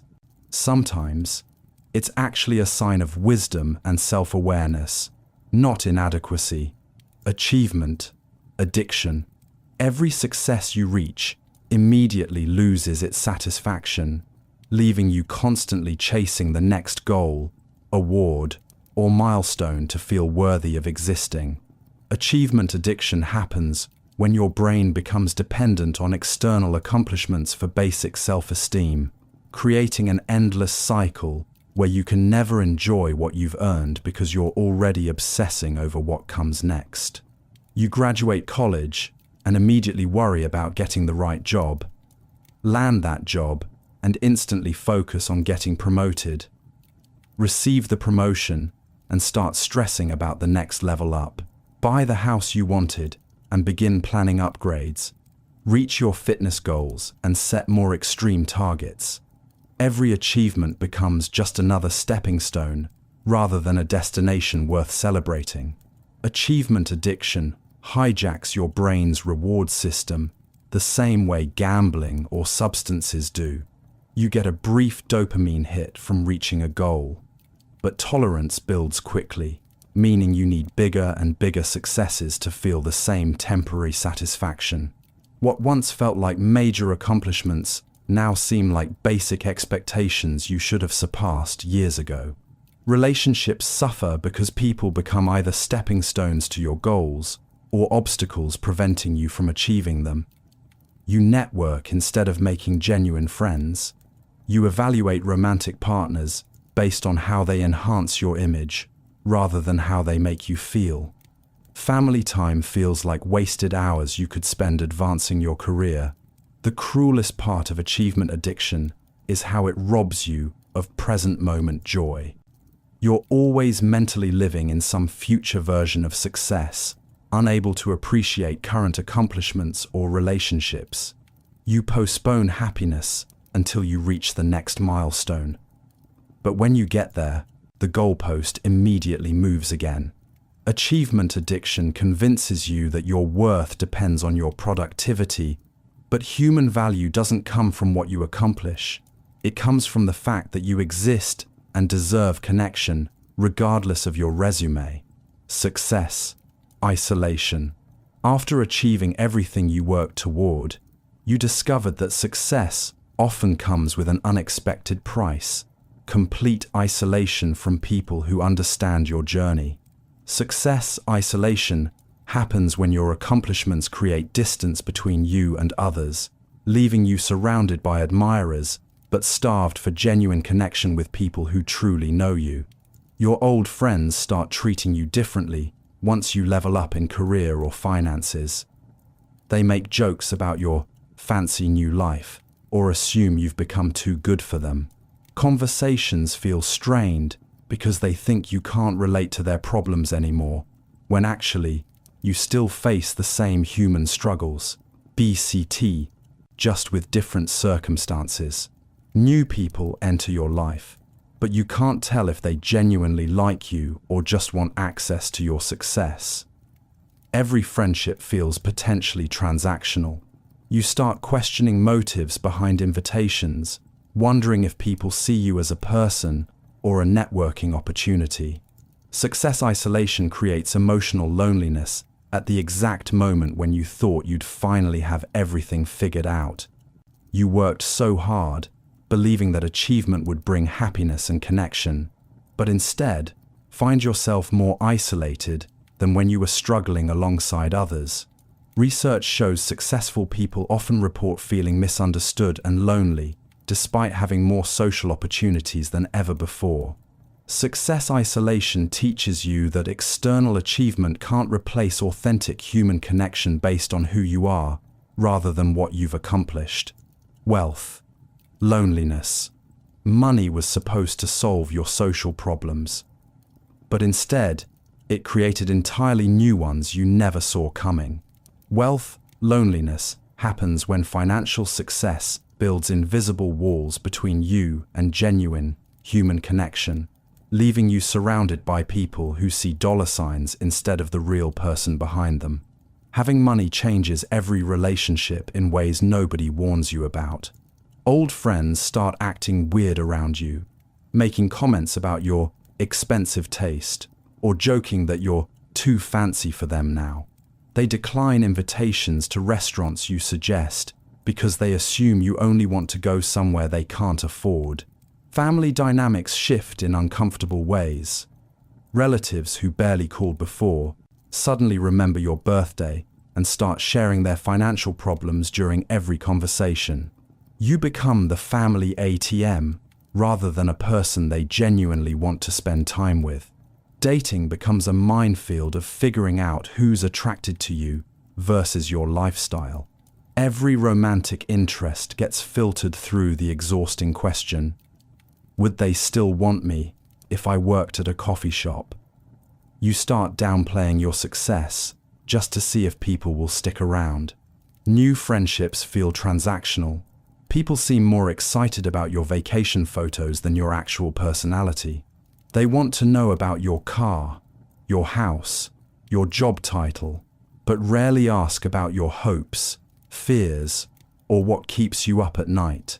Wealth, loneliness, creates the cruel irony where you can afford amazing experiences but struggle to find people who want to share them for the right reasons. Status, anxiety. Every social interaction becomes a competition you're secretly losing. Status anxiety happens when you constantly measure your position in invisible hierarchies. Visible, comparing your job title, income, relationship status, and lifestyle achievements to everyone around you, creating exhausting mental scorekeeping that turns potential friendships into threatening comparisons. Your brain automatically ranks people the moment you meet them. Are they more successful than you?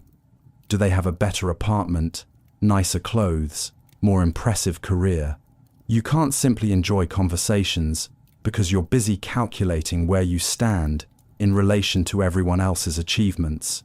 Social media transforms status anxiety into a 24/7 torture device. LinkedIn shows colleagues getting promoted while you feel stuck. Instagram reveals friends buying houses while you're still renting. Facebook displays wedding announcements while you're single. Every platform becomes evidence that others are winning the life game while you're falling behind. Status anxiety makes you perform success rather than pursue genuine interests. You buy expensive items you can't afford to signal wealth. You name-drop connections to seem important. You exaggerate job responsibilities to appear more successful than you feel. Conversations become strategic rather than authentic. You steer discussions toward topics where you can demonstrate knowledge or achievement. You avoid mentioning struggles, failures, or uncertainties because admitting imperfection feels like losing status points. Status anxiety isolates you because it prevents genuine vulnerability. Apps, the foundation of real connection. When every interaction is a competition, nobody can truly know the real person behind your carefully maintained image. Image management. Every aspect of your public existence gets carefully curated like a museum exhibit, designed to impress visitors who will never really know you. Image management happens when maintaining your reputation becomes a full-time job that consumes more energy than actually living your life, leaving you exhausted from constantly performing a version of yourself that feels increasingly distant from who you really are inside. Your morning routine includes checking how your posts performed overnight, analyzing which photos got the most engagement, and planning what image of success to project today. You spend more time crafting the perfect caption than you did actually experiencing the moment you're posting about. Every outfit choice gets filtered through, what will this say about me? Rather than, do I feel comfortable and authentic? Professional image management becomes its own form of prison. You can't express genuine opinions about work issues because it might affect your reputation. You attend networking events you hate because missing them might signal that you're not serious about your career. You say yes to projects that drain your soul because declining might make you look unmotivated or difficult. Social situations turn into performance opportunities where you monitor your words, facial expressions, and body language to ensure you're projecting confidence, success, and likability. You become so focused on how you appear to others that you lose track of how you actually feel about anything happening around you. The exhausting part of image management is how it never ends. There's always another platform to maintain, another reputation to protect, another audience to impress. You can't have bad days publicly, can't admit mistakes openly, can't show vulnerability honestly, because it might damage the carefully constructed image you've worked so hard to build. Image management promises control over how others see you, but actually gives others complete control over how you see yourself. Authentic self. Somewhere between trying to please everyone and fitting into social expectations, you lost track of who you actually are underneath all the roles you play. Authentic self disappears when you spend so much energy becoming what others want that you forget what you genuinely think, feel, or desire, leaving you successful at being someone else while failing at being yourself. You've become an expert at reading rooms and adjusting your personality accordingly. With work colleagues, you're the ambitious professional.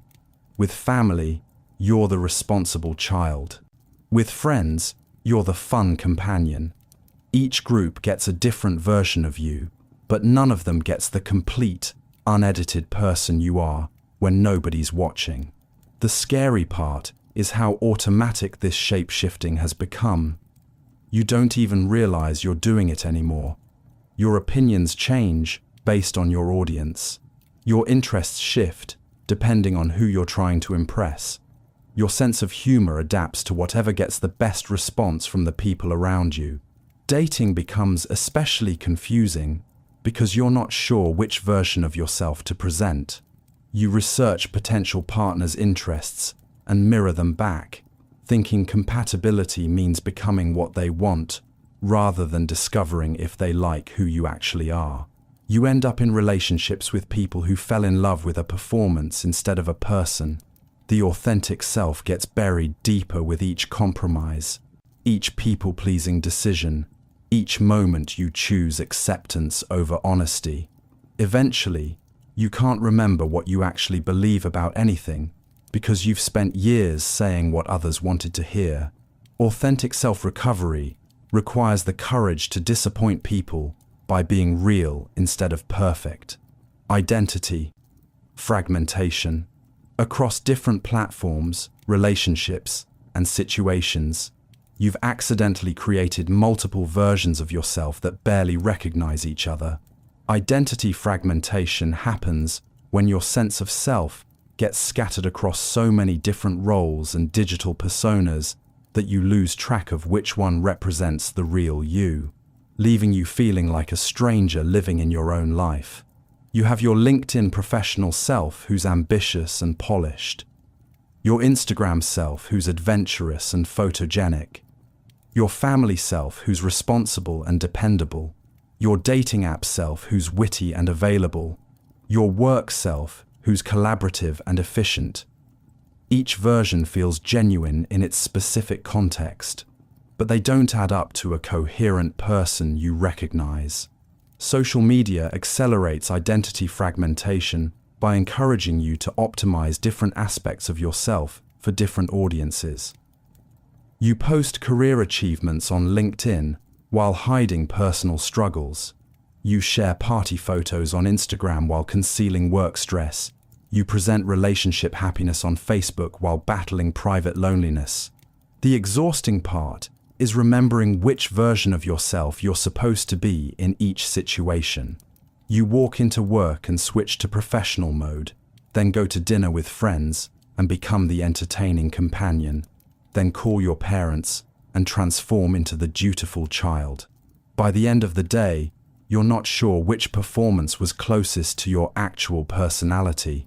Identity fragmentation creates internal confusion because you start losing touch with your core values, preferences, and authentic reactions. When everything becomes contextual and audience-dependent, you can't identify what remains consistent across all situations. Identity fragmentation makes you feel like you're living multiple separate lives instead of one integrated existence where all parts of you can coexist honestly. Role confusion. Between being a professional, friend, family member, romantic partner, and individual human being, you've lost track of where one role ends and another begins. Role confusion happens when the different parts of your identity start bleeding into each other in unhealthy ways, leaving you unsure of how to act authentically in any situation, because every context demands a different version of who you're supposed to be. You bring work stress into romantic relationships, turning date nights into venting sessions about your boss. You treat friends like therapy clients, constantly analyzing their problems instead of simply enjoying their company. You approach family gatherings with professional networking energy, missing the relaxed intimacy that makes family relationships special.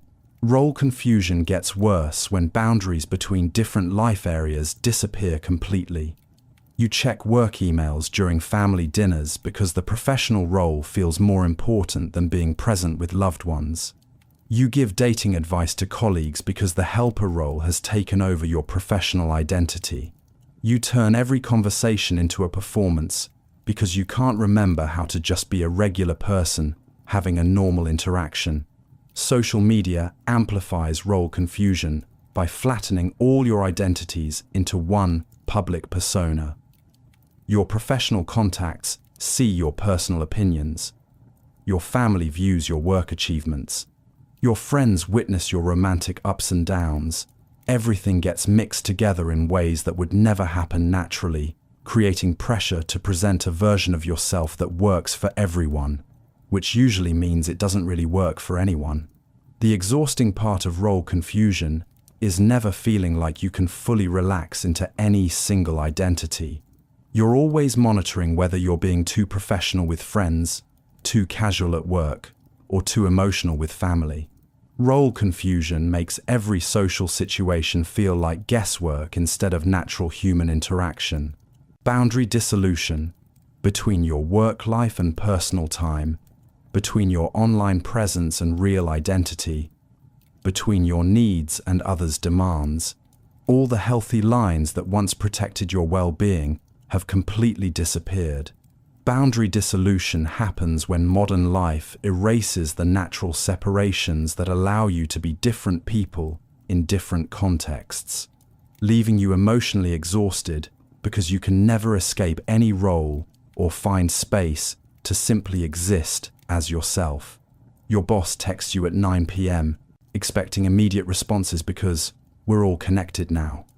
Your family sees your work stress through social media posts. Your friends know intimate details about your romantic relationships because privacy doesn't exist anymore. Every aspect of your life bleeds into every other aspect, creating constant emotional noise with no quiet spaces for recovery. Work boundaries disappeared first. Your laptop follows you home, your phone buzzes with urgent emails during vacation, and saying no to extra projects makes you seem uncommitted rather than human. You're always partially at work, even when you're supposed to be relaxing or connecting with loved ones. Personal boundaries dissolved through social media oversharing.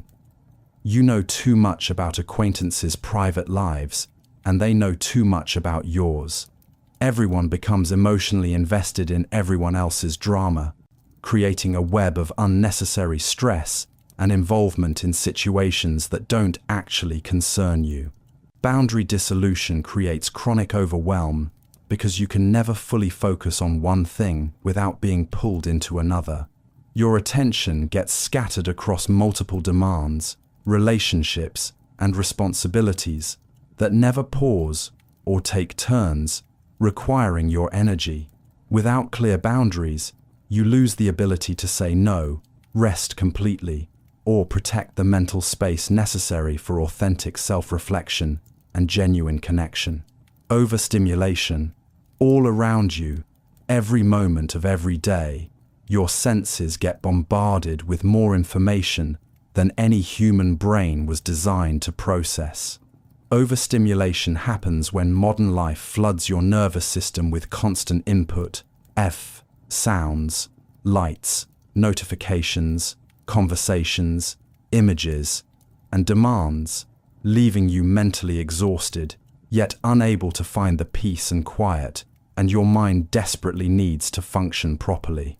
Your typical day starts with an alarm that jolts you awake, followed immediately by checking your phone for notifications that accumulated overnight. Within minutes, you're processing dozens of messages, news updates, social media posts, and emails before you've even gotten out of bed. Your brain switches from sleep mode to hyperactive processing mode with no transition period. Throughout the day, the assault continues. Open office environments fill your ears with constant chatter, phone calls, and keyboard clicking. Your computer screen displays multiple tabs, chat windows, and notification pop-ups demanding immediate attention.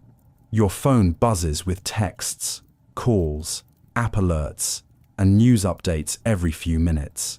Even walking down the street exposes you to car honks, construction noise, digital billboards, and crowds of people having loud conversations. Entertainment adds another layer of overstimulation.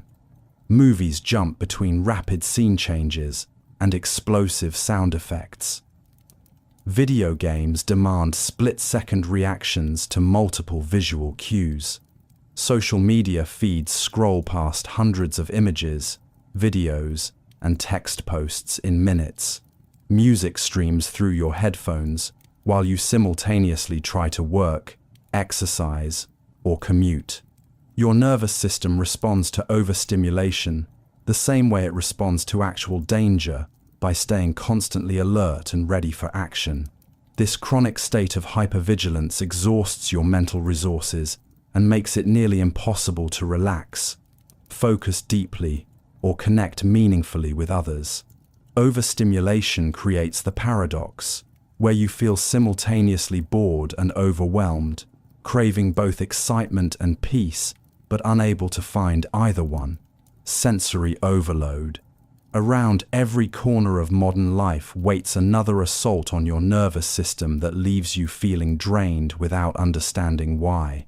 Sensory overload happens when your brain gets bombarded with more sights, sounds, and stimulation than it can process, creating a constant state of mental exhaustion that makes genuine human connection feel impossible because you're already maxed out just trying to function. Your typical grocery store trip now includes fluorescent lights buzzing overhead, dozens of conversations happening simultaneously, shopping cart wheels squeaking, checkout beepers going off, music playing through speakers, and your phone buzzing with notifications. Your ancestors dealt with maybe 5 sensory inputs at once. You're processing 50 without realizing it. Restaurants have become sensory nightmares. Multiple conversations, clinking dishes, background music, kitchen sounds, server interactions, and the visual chaos of busy dining rooms all compete for your attention. By the time your meal arrives, you're already mentally exhausted from just existing in the space. Even your own home offers little escape. The refrigerator hums, air conditioning runs, neighbors make noise, traffic passes outside, and your devices constantly ping with alerts. Your nervous system never gets the quiet recovery time it needs to reset and restore its ability to focus on meaningful interactions. Sensory overload creates social withdrawal, because adding human interaction to an already overstimulated system feels overwhelming rather than nourishing. You avoid gatherings not because you don't want connection, but because your brain literally can't handle processing more input. Sensory overload makes you crave isolation, while simultaneously making that isolation feel empty and unsatisfying. Silence, fear. Without constant noise, music, podcasts, or digital chatter filling every quiet moment, you start feeling anxious and uncomfortable in ways that seem completely irrational. Silence fear happens when your brain becomes so dependent on external stimulation that being alone with your own thoughts feels terrifying, leaving you desperately filling every peaceful moment with distractions to avoid confronting whatever emotions or realizations might surface in the quiet.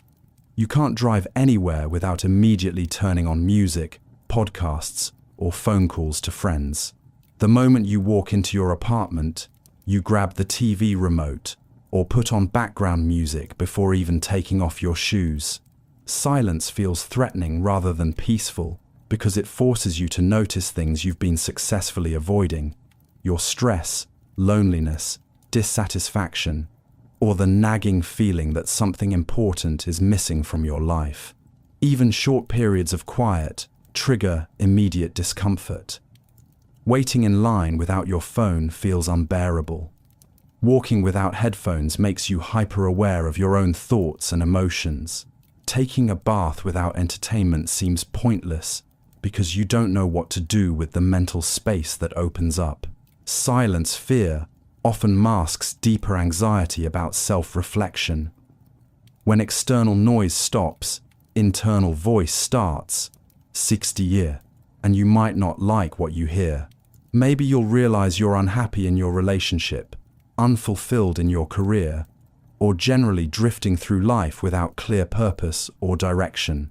These realizations feel too big and scary to face, so you keep the volume turned up on everything else.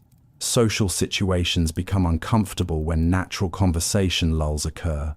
You immediately fill awkward pauses with questions, observations, or phone checking, rather than allowing comfortable silence to exist between you and others. Silence fear robs you of the mental clarity and emotional processing that only happens in quiet moments. Stillness, anxiety, movement has become your emotional safety blanket. Always doing something, going somewhere, or staying busy enough to avoid the uncomfortable feelings that surface when your body and mind finally stop moving. Stillness, anxiety happens when being physically or mentally inactive triggers genuine panic because your nervous system has forgotten how to exist peacefully without constant motion, tasks, or external stimulation to distract you from your inner world. You can't sit still without immediately feeling restless, agitated, or anxious. Meditation feels impossible because your mind races with to-do lists, problems to solve, or worries about wasting time. Even relaxing activities like reading or taking baths become difficult because your body craves movement and your brain demands stimulation. Stillness anxiety shows up in how you handle waiting periods. Standing in line makes you fidgety and irritable. Sitting in waiting rooms without your phone feels torturous. Being a passenger in a car triggers the need to constantly check your phone, organize something, or engage the driver in conversation because just sitting quietly feels unbearable. Your schedule stays packed as a defense mechanism against stillness. You book every weekend, say yes to every invitation, and create endless projects to avoid having unstructured time where you might have to just be. The thought of a completely empty day with no plans triggers anxiety rather than excitement. Stillness, anxiety often masks fear of uncomfortable emotions or thoughts that surface when you stop moving. Your busy lifestyle successfully numbs feelings of loneliness, dissatisfaction, or existential questions that become unavoidable in quiet moments. So you keep moving to avoid feeling, but stillness is where clarity, creativity, and genuine self-connection happen. Avoiding it means missing the insights and peace that only come when you stop running from yourself. Meditation, resistance. Despite knowing that mindfulness and meditation would probably help your stress, anxiety, and emotional overwhelm, something inside you fights against actually sitting down to practice it.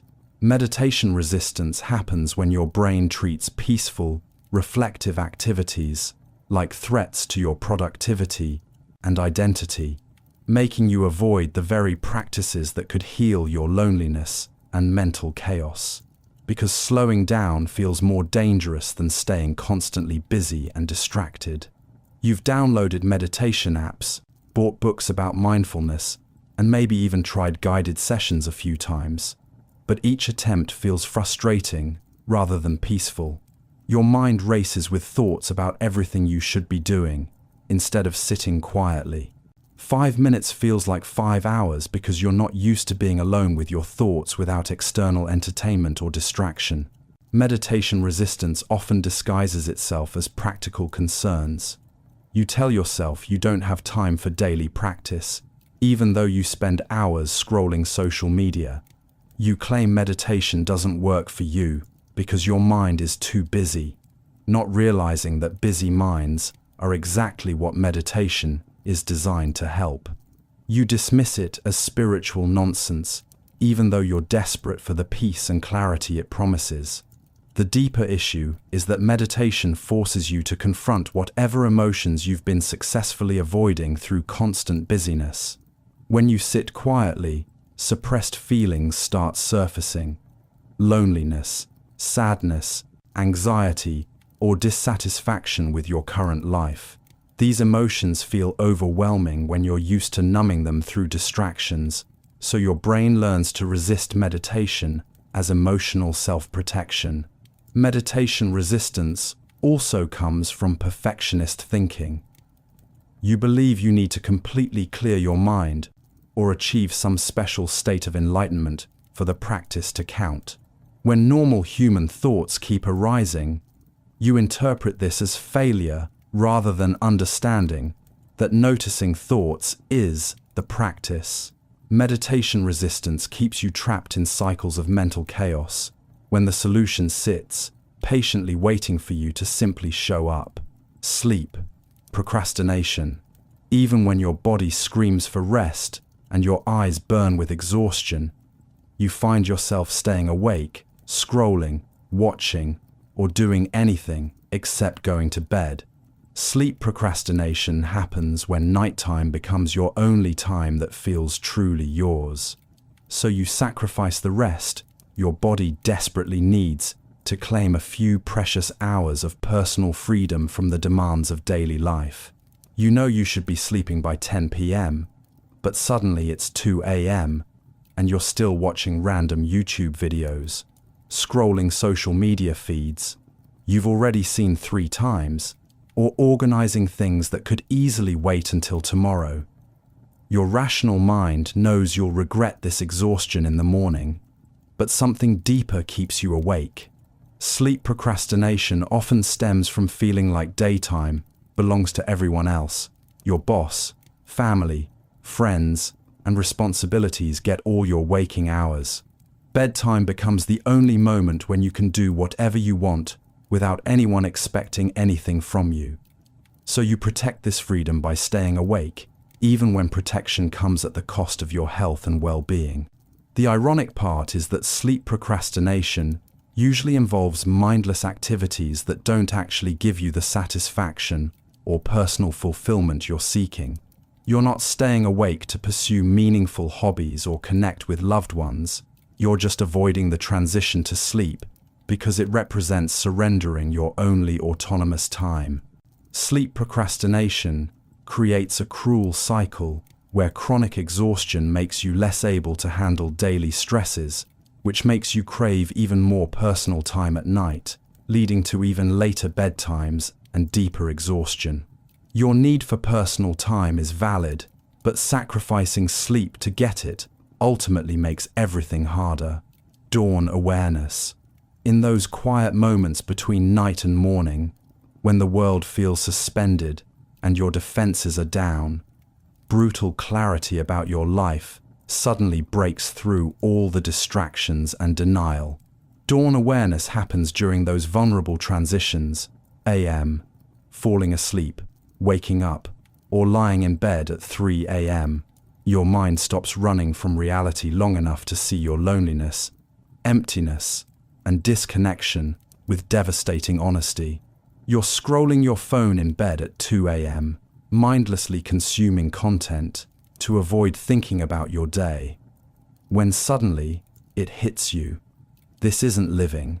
You're surrounded by digital noise but starved for genuine human warmth. You have hundreds of online connections, but no one to call when you're scared or sad. You've been so busy managing your image and chasing achievements that you forgot to build a life worth living. Dawn awareness often arrives during those liminal moments when your psychological defenses weaken. You're too tired to maintain your usual optimistic outlook or productive mindset.